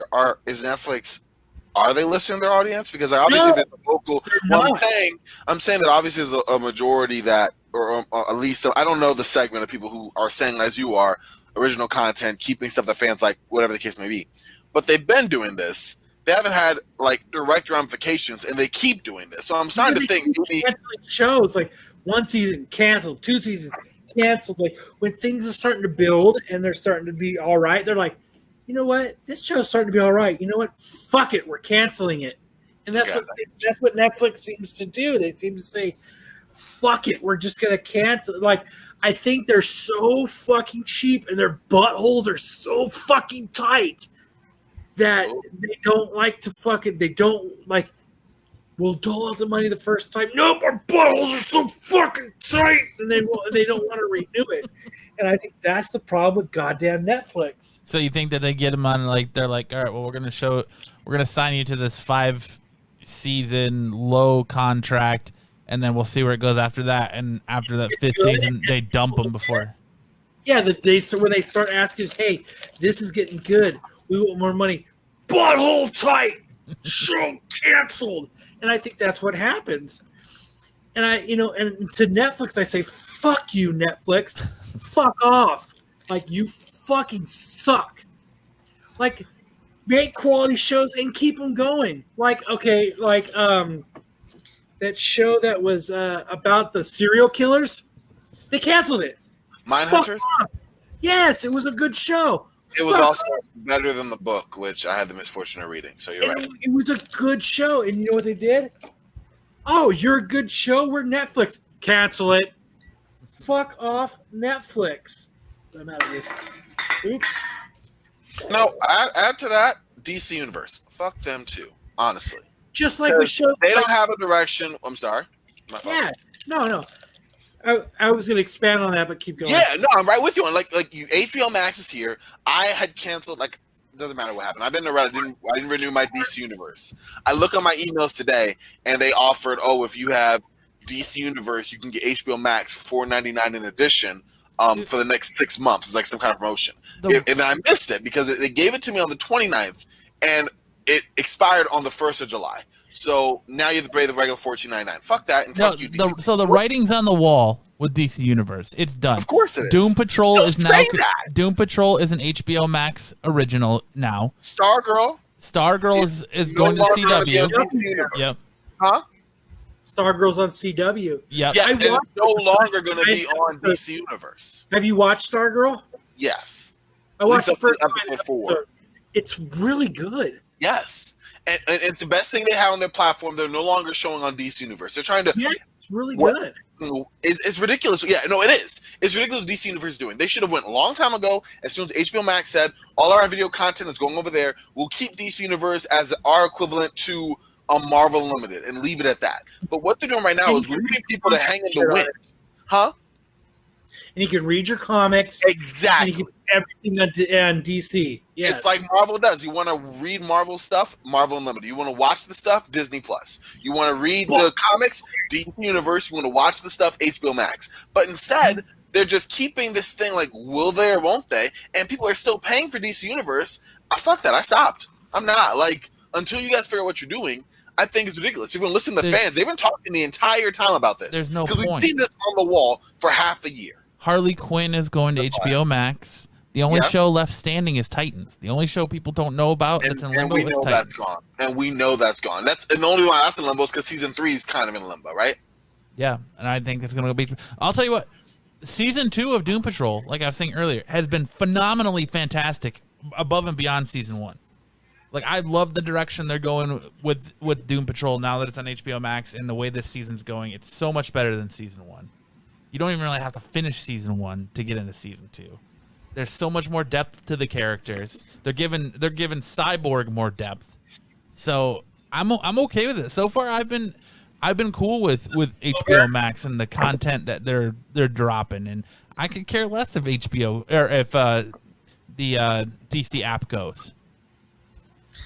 Well, if for the comics, I would care. For the comics, I would. What, Kyle? If you're moving everything to HBO, then who cares? Right. But they're not moving the comics, though. We all know this. So they disappear? They're going to have to lower the price then. Of course. They should do it, like I said, make it like $5.99 a month for just the comics or $74, whatever, for the year, and just strip everything else off of it and keep it like it should have been to begin with. But maybe the numbers aren't there for the people reading the comics. Maybe there aren't a significant amount of people reading the comics on the website. I would agree with that to a point, but if Marvel Unlimited is being used just as much and has successfully transitioned the whole book, let's say entertainment visual divide, DC Universe can do the same thing. Move all their stuff, try it out, and then get rid of it. But to just get rid of it all altogether is stupid to me. Because, okay, fine, if you want to watch the stuff, go HBO Max. If you want to read it... Is it, though? Because all of a sudden, Marvel is now backing off. All these books they said they were going to digital only are now coming to print. So they're... Marvel Unlimited, yeah. The digital game again, I mean, that's hot. Uh-huh. No, and I see what you're saying for the future stuff, but for backlog, if I want to read a Batman 503 and my store doesn't have that, I'm not finding that at fucking eBay. You know what I mean? I am, but I'm paying exorbitant amount. Well, I just want to read the thing. I'm not trying to collect it. I just want to read it. Then I could go to DC Universe and find that. If I'm trying to read a mid-1980s Spider-Man comic, I go to Marvel to catch them on the archives. Dude, I am. Oh wow! Out is Dude, I am too. We're not laughing at you, Corbin. No, I know. I read the comments. I know. I agree. I was just laughing at the comment. I like the pose right now. I can't stop looking at Brian's hair majestically flowing in the wind. Dude, I'm totally watching that. You're talking, Corbin, but yeah. I'm totally watching fucking Brian's hair. Fucking. Oh no, I would do the same if I agree. No, I'm just saying that's my real quick. We were talking about the Snake Eyes books. I'm dead wrong. I'm going to be buying a lot of these. Look how beautiful these covers are. All right, let me add it. Look at that San Diego variant. That is one of the most beautiful Snake Eyes covers I've ever seen. I'm in on that. I will be buying that. Look at how great this one right here, this big time collectibles one is. Look at how great this one is by Suan. The only Liefeld ones is this shit. The Liefeld ones are terrible, but that one's sick as hell. Look at this one, dude. Right here. Look at this one. It's an homage on Spider-Man coming out of the grave, and look at that Virgin variant right there. Tyler Kirkham. Oh, I just bought Jamie Tyndale. Yeah, the Tyler Kirkham one is a Frankie's comics variant. It's probably the best Frankie's comic cover he's put out in a long time, or that they've put out in a long time, and that is a beautiful, beautiful cover. And they have a Storm Shadow one with it. So I will be buying the comic exposure one. I'll be buying the Frankie's variant, and I'll definitely be doing everything I can to get a hold of that San Diego. Jamie Tyndale one? Oh, this one, right? I like the big time collectibles one. Right, with the moon. Down. First one, second. Right here. That's the chick, yeah. God damn. Beautiful. Look how beautiful this one is right here. This one by Nico. Look at this. Hold on. Here we go. Look at that, dude. Yeah, oddly enough, that Rob Liefeld one looks very much like a Major X cover. Yeah. and it is horrible.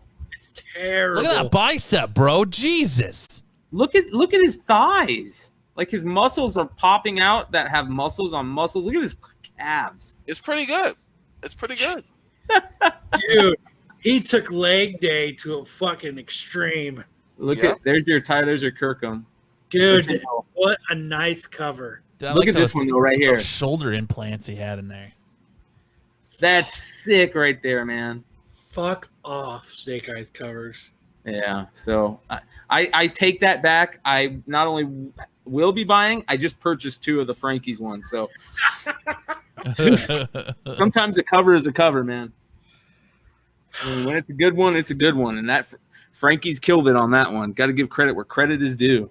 Might have to go with that big time collectibles one. That's dope. Yeah, I'm gonna be buying that one too. With the storm shadow and the sword. I'm resisting the temptation. I'm building a wall. Gotta go buy some comics, bro. Hey kids, comics. Anything else you guys can think of? Always. So the Big Show wants to play Kingpin in the MCU. Old Paul White, professional wrestler. Hard pass. I'm hard down for it. Why? I'm fanboying over that one, to be honest with you. Kingpin should be the guy that played. Should be what's his name? D'Onofrio. 100%. No. Oh yeah. See, I don't think. No. He was the best physically for me. Opposite guy. That's one of the best acting roles in a long time. Not just in comics, but pure acting. He killed it. If they keep it grounded in that street level that Netflix pulled off so well, I agree. Physically, I wasn't as intimidated. I felt like Marco Clark Duncan was more intimidating, and I never thought of him as Kingpin whenever I watched him. So he can't keep playing. I agree with Corbin. But I'm sorry. Physically, he's not intimidating, but he looks like a That real guy world. dead and he can't do Like it. if Kingpin was a real world person, that's how he'd look. But the brutality, and the cold, almost like he's just shut off. Oh, it was awesome, man. 100%. I don't know. I think Big Show's gonna That's give you a why little bit gotta- more of that physicality. Yeah, that's why you got to keep it grounded though, because I wouldn't see like a Daredevil Spider-Man. I would agree with that. I don't know about the acting side. You're definitely giving that away to D'Onofrio, but physically, I see him in a universe that would cross paths with Spider-Man and not get mopped up the floor. Because I'm looking at the Marvel Universe Spider-Man, and let's say we bring in D'Onofrio's Kingpin, and I'm not seeing it. You know what I mean? But the acting, it was gold. It was so carefully crafted. Yeah, I'm sorry, Kyle. Dude, even his size, dude, like he's like 6'2". He was a big dude. Like he's a big dude. So like, I think he killed it, and he's a fucking phenomenal actor. Yeah. Yep. Yeah. No, he is, and he's 6'4", which I mean, I thought Kingpin almost like 7, but Can't beat either 7 way, feet like, in the Big Show. Exactly. That's what I mean. I'll give him that. But like, let's not give any hate to D'Onofrio. In fact, most of those actors in those Marvel stuff, with the exception of Luke Cage, I really enjoyed and like would love to see them get a shot in the bigger universe. Because why would you need to recast them when they were doing You know what? Like that Punisher? Please. I really liked the guy that played Luke Cage. I thought Luke Cage was good. I didn't, and I didn't mind the guy that played Iron Fist. I don't know why everybody was so angry about that. I liked it. I think they hated the show. 100%. I think they didn't like the show direction. He was a reflection of that being the title character. Because for me, I don't have an issue with Luke Cage. I didn't think he was that interesting. I think the show wasn't that great, but the actor who played Luke Cage fucking killed it. The big thing with the Iron Fist thing is that people were pissed off because they whitewashed. They were like, "Oh, you're whitewashing a martial arts character that should be given to an But he's Asian." white in the exactly, comics. and Yes. that's what people missed that boat. But that's what it was. It was that people were upset that they whitewashed that character. That character was not given to an Asian actor. That was their whole Shouldn't thing. have been, though. I think that's the whole reason why Marvel decided to do a Shang-Chi movie. Shang-Chi, It's just to make up. Yeah. Yep.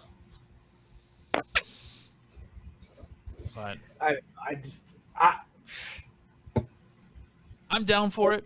I mean, I like the Big Show. I would like to see a little bit more acting chops, but I think D'Onofrio is great. But I think Big Show offers a little bit more of that physicality and that you can pull off. I just don't think he would pull off being the full-time acting villain.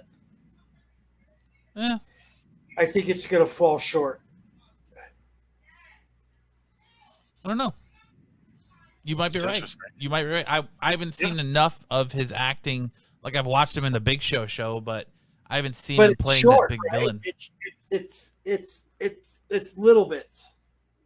Well, no, I mean, he's in quite a bit of the show, but like, if he played like Captain and maybe not even Captain Insano from Waterboy, I don't know.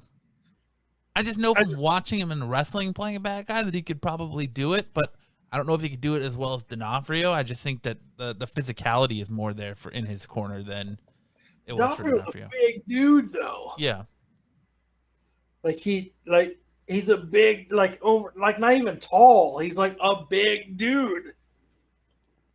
Yeah. Like, even when he was in Men in Black, dude, he was a big dude. Yeah, but do you see big as in? Do you see that as like a reflection in those types of movies? Like, I get it. I'm not saying he's not a big dude, but I don't think he's that big. You know what I mean? Like, he's physically imposing for the type of show they had, for the type of thing that was going on. You in the streets. It's like, wow. In a world with Doctor Strange and this and that, like the Marvel universe, these characters really over, he's nothing. From waist down, it's big, and then from waist up, it's huge. Like, that's an impossible physique to get. Of course, which is what I'm trying to say. You have to make it larger than life in a way, right? It's not like the Vulture where you could just modernize it with the wings, right?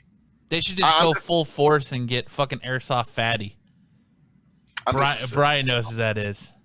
I would rather have D'Onofrio than Big Show, only because the acting would be like several steps down. He is a good actor, and I think he did Kingpin very well. I agree. The internal thought of it, and the you know what I mean? Like, I try to keep it calm, but then I explode. He did very well.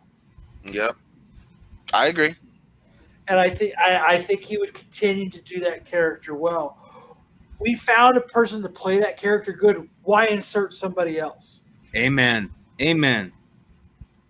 Fair enough. And that's what I think. Just like I think, yeah. I mean, Daredevil, Vic Charlie, what's his name? Should play Daredevil. Exactly. Yes, exactly. He killed it. And the guy that played Punisher should play Punisher. I don't know if Bernthal should keep playing Punisher. I like Bernthal. I like him as Punisher, though. Yeah. Didn't. He takes the hits like he's the best Punisher we've had. I don't know. I mean, we've seen what they've done with the big budget movies. I mean, 3 times now. Yeah. I thought Thomas Jane was not I like Thomas Jane in some of the shit he does, but he was terrible as Punisher. Yep. Obviously, what's his name was Dolph Lundgren was terrible. David Hasselhoff played Nick Fury. Nick Fury. But you had that one guy who was so forgettable in War Room or War Game or whatever. Like, better than other people that played Punisher. You're right. Mm-hmm. He did it better. I just think they need a bigger dude that can act well to do it. I will say this: that Punisher, I believed him when he took the shots and the hits. You know what I mean? And still was able to keep going. That's the prerequisite for being that. You got to take some damage too. And those other movies didn't have that. And I feel like he took it. You had that same acting. It was the same psyche. Again, like, I don't know. I think that Netflix, we were talking about how bad they were. They really pulled off that Marvel stuff. And I think the biggest crime was having some of that have to go. Well, not one some, thing was bad. What they did is they made people care about Daredevil again. No one really gave a shit about Daredevil until that Marvel show came out and it made people care about Daredevil again. Michael Stout made a great comment, in my opinion, where he said there's no way Big Show can do it and not be campy. I agree. I think he could. I think he could. I gotta agree with the rest of the guys. If you go back to his entire wrestling career from WCW, wouldn't be his fault. It would be because he's a wrestler. Well, exactly. But The Rock can do it. John Cena can do it. Took a lot of time before he got to that point. He did. He took a lot of shit, and he had to do a lot of stuff to get to it. And if you just say, and you said it yourself, in his wrestling career. And still, The Rock really isn't a very good dramatic actor. No. I think he's fantastic. in a lot of his movies. The only thing I've seen him good be in dramatic wise is the show he did on HBO, and he was still a little typecast in that. Ballers was good. Gridiron Gang is good. I mean, he's got. It's not that good because I've never fucking heard of it. You've never seen the Gridiron Gang movie where he's he works at a prison and he forms a boys football team? No, fucking. It's a remake. It's fucking good.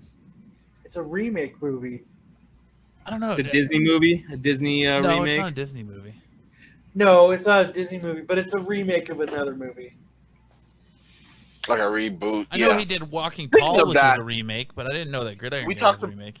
We talked about the spinoffs. Apparently, that 80s show was not a direct spinoff from that 70s show, and neither was Freaks and Geeks. It was just referred to that because fans saw similarities in, but neither was related to each other. They used that 80s show as like the same title to kind of chip off the success of that 70s show, but no direct parallel. I found out while doing the research just now from all the stuff you guys said, so I want to point that out because I'm here for the facts, and somebody has to be. If you, whatever, Corbin. If you actually don't be back, you fangirl.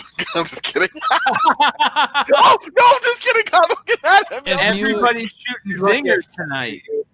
The zingers are just going bing, bing. All right, well, that'll do it for this week's episode. For this week's episode of the Absolute Geek Podcast, I'm Matt. I'm Kyle. I'm Corbin. And we'll see you guys next Friday. We're going to have another interview. We're having David Bigelow on to come talk about his role in Jaws and him rebuilding the orca from Jaws. So that should be a good one. So come check that out. If it's your first time listening to us on YouTube, please make sure to hit that like and subscribe button.